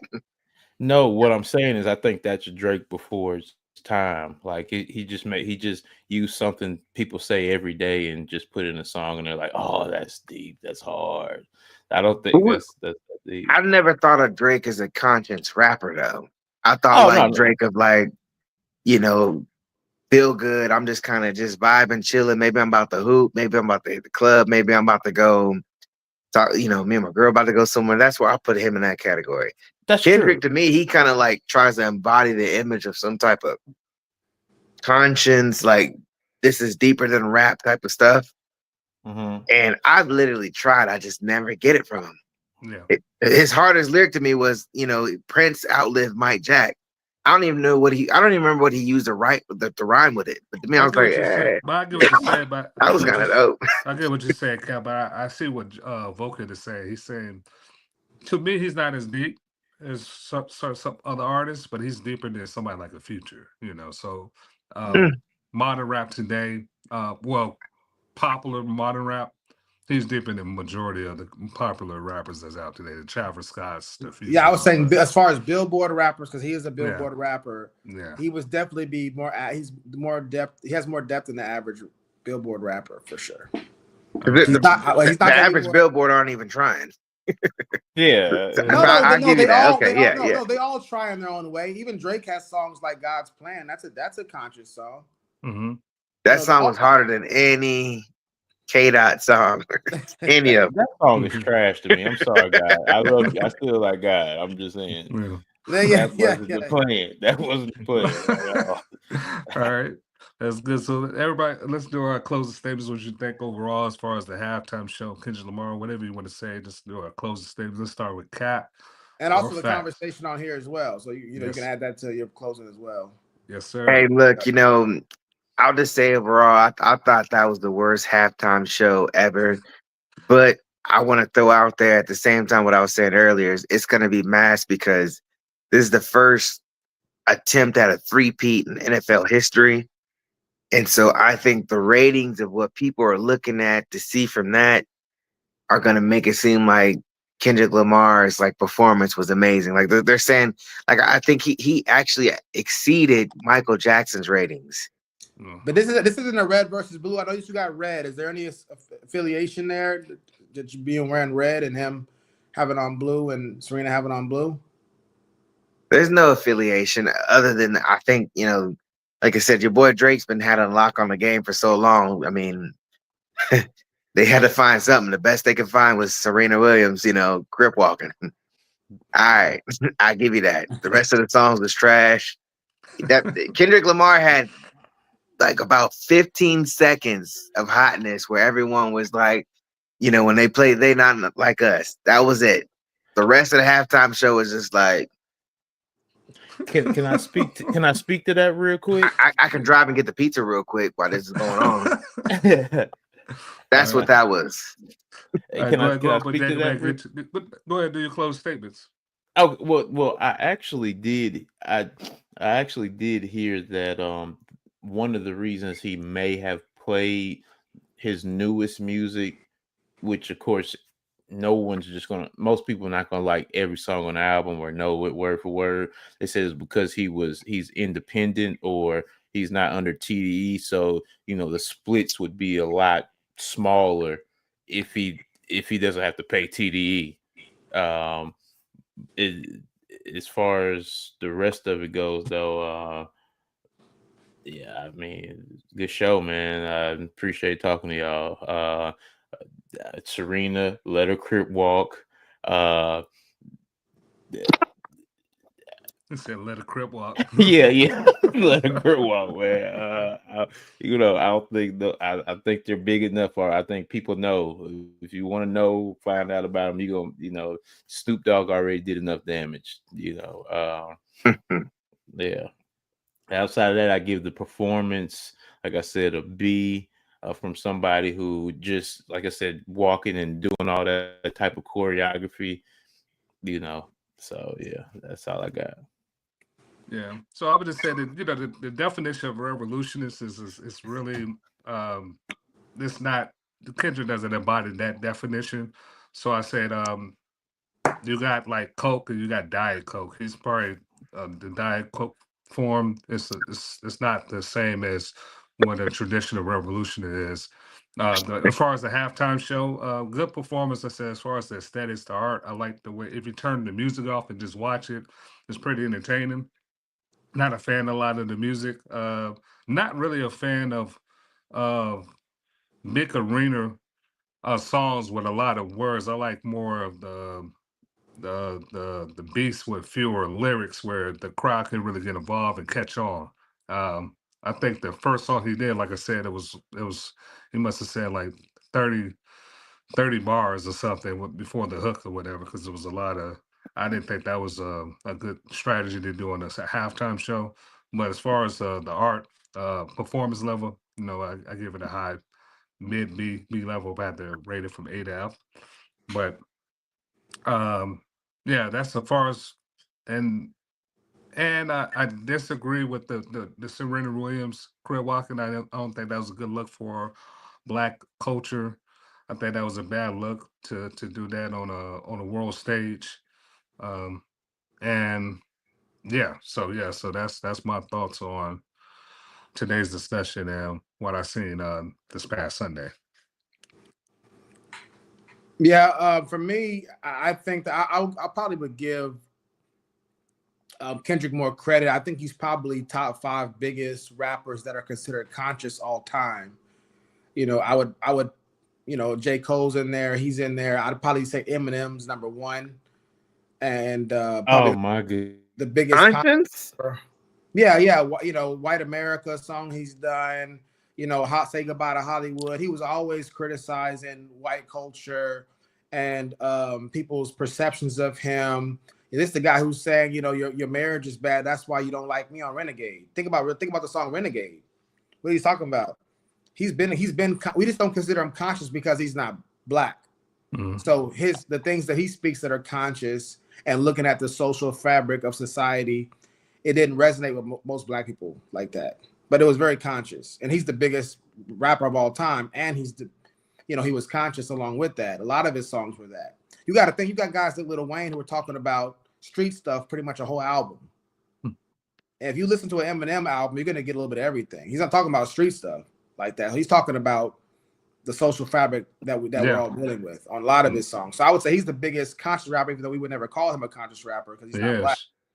Yeah, definitely challenged the status quo. Yeah, but Kendrick Lamar's. I mean, how many people can we think of that are bigger than him that can be considered conscious? Nobody. I can't think. Nobody, except maybe J. Cole. Maybe right? Maybe J. Cole. Maybe Nas. You're saying currently? I'm saying all time. Who's a bigger artist, about as big as him or bigger? Maybe a little under, same or bigger than him. That could be classified as a conscious rapper. Tupac.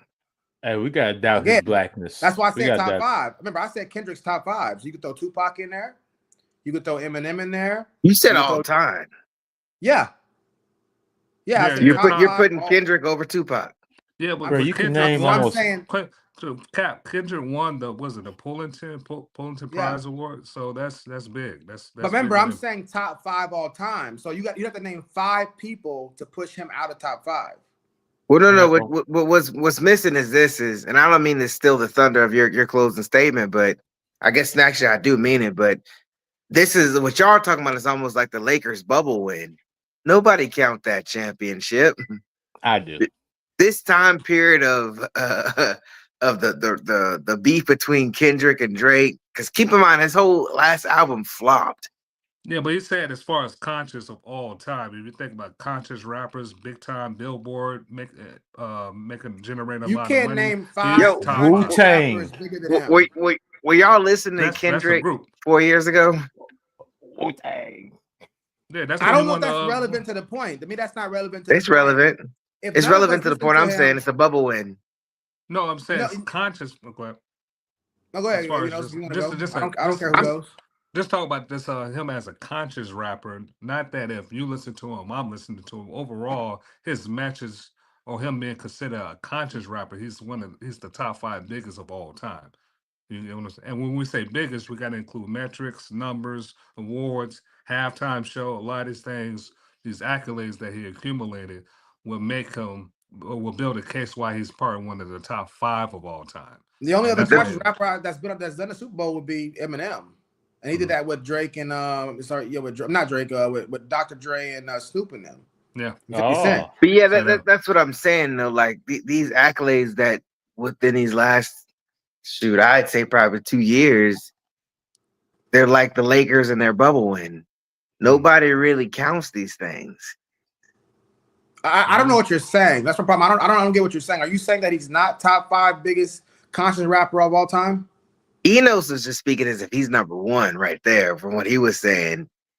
I'm saying, like, if you look at this last year, the whole Drake beef accolades, if you take that off the picture, I don't think anyone's saying any of that. Saying any? You're just so ambiguous in your language. I don't know what we're talking about. I'm asking a question. Do you think he's top 5? That he's top 5 in conscience rap is what I'm all saying. time? As far as I think if we I'd be curious if we took away last year's accolade, Grammys, they not like us, blah blah blah blah blah. Would y'all still put him in the top 5? Yeah, when he had his diss track with when everybody did what's that thing he did, that song first? The Control. He did Control. That was before all that stuff. He was And he already won more considered Big Grammys. 3. Yeah, he was won already Grammys considered for- Big 3 at that time. Yeah. And he won Grammys Never heard of before this. Patrol, but I'm gonna go listen to it. Okay. yeah, I You think never he heard got Control? 20. Oh wow! What you about to say, I think he Bodega got Man? 20. I mean, literally, I- maybe 5 or 6 rappers did their own Control version. That's how big it was. Mm-hmm. Probably more than way more than that, but Yeah, I yeah, think yeah. he got I think Kendrick got like 20-something Grammys. Yeah, Something and like Damn that, is a so. critically acclaimed album. That was before this Drake beef. This is a critically acclaimed Okay, album. I'm gonna go back and educate myself then, and I'll come back. All right. If I that think bad boy trash, it's the He Lakers had the bubble win. biggest tour before Travis Scott, I think, broke his record. Yeah. I think he had the biggest tour of all time before Travis Scott. And this was all within the last 5 to 10 years. Mm-hmm. Yeah. But you got to think he's from LA. You got to think, just like Texas rappers, just like New York rappers, just like LA, these are big states. Mm-hmm. You can be, when your whole state supports you, you're already going to be bigger than life. We're saying biggest as far as conscience or just overall? Conscious. Biggest is popularity. I'm saying Mhm. I'm saying that he's the biggest conscious. He's top 5 biggest conscious rappers of all time. Yeah.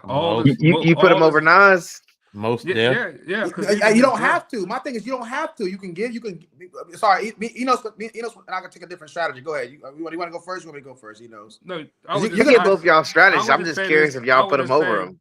I would just say this going over his accolades, even when he performed at the Grammys, is usually a conscious message, subliminals when he's performing. So he's been consistent with his messaging in his music, even in his performances, that you don't necessarily see Nas doing.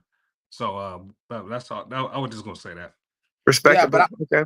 Yeah, but I'm saying that even if you say Nas will go in that top 5 before him, Eminem in the top 5 before him. Most people wouldn't even put Eminem. I'm throwing him in as a bonus. I think he's the biggest to ever do it. But most people wouldn't even put him in there. If you take Eminem out, you're definitely not going to be able to keep him out of the top 5 biggest conscious rappers of all time. You can say Nas. You can say Tupac.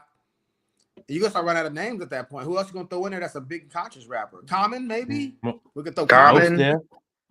Most Def is not big enough. They don't bring him on drink counts by itself. KRS-One. Dang. They don't bring most def on. Yeah, just now you seen that stuff. with Eric's. Who he was? Talib Kweli and and Dave Chappelle. Chappelle. That's tough. And Donnell. But they said he happened to Bizzle? be there. They said Most Def happened to be there though, or something My like that. They point was is just saying- kicking it. I But mean, yeah, and I'm not saying he I feel couldn't, you. headline Yeah, Drink yeah. Champs necessarily, but I'm just saying like he's not big enough. Gangstar. None of them are big enough to even be in that conversation. I mean, they may be the biggest because there's not that many big conscious rappers. Maybe they do end up in there, but they're not big. They're definitely not Erica Badu, Lauren Hill. Nah. No, yeah. What's that dude? What's that one dude name that be that's mad at Godfrey and Brand New Lamar? Brand New Yeah. yeah. West, they're just not big enough. I'd say this Yeah. because I'm not the biggest guy or artist or I'm not a rap almanac or encyclopedia or dictionary or whatever, right? I would say you can definitely argue without a doubt about that for sure. Yeah. So. But I just want to clarify before we close. I just want to clarify what I said. The definition of a revolutionist, revolutionary. Revolution is, just to give a loose definition, is someone who seeks to like fundamentally change or overthrow existing society structures or whatever. Which Kendrick Lamar claims he's doing it. My issues with that is he thrived in that same system he wants to overthrow, which for him to accumulate that wealth will lead to certain individuals to, when you're competing, other people will lack or have disparities because of his success. You see what I'm saying? In a competitive market. So that's why I said that he's not the true definition of a revolutionist. But yeah, I think that was pretty good. Like I said, tune in. This is the Vocal Soapbox. I'm Enos. Tune in every Thursday at 9 p.m. I want to thank everybody that came on. We'll see y'all next time. All right, I'll get my closing statements next time. All right, y'all. We're out. Oh, I thought you was doing your closing statement. My bad. All right, let's go. I thought it was his too. Yeah. Yeah. Go ahead, give your closing statements. He talked for like 5 minutes. Yeah, we still live. Go ahead, get the statements. He got off. All right. Yes, sir. All right. Not yet. I don't want to play this. Oh, yeah. The Vulcan's amazing, man. We're having so much fun. I'm here to stand on my soapbox and proclaim that to the world. On this show. This is the hottest show on the planet right now. What's the debate? Ain't no debate.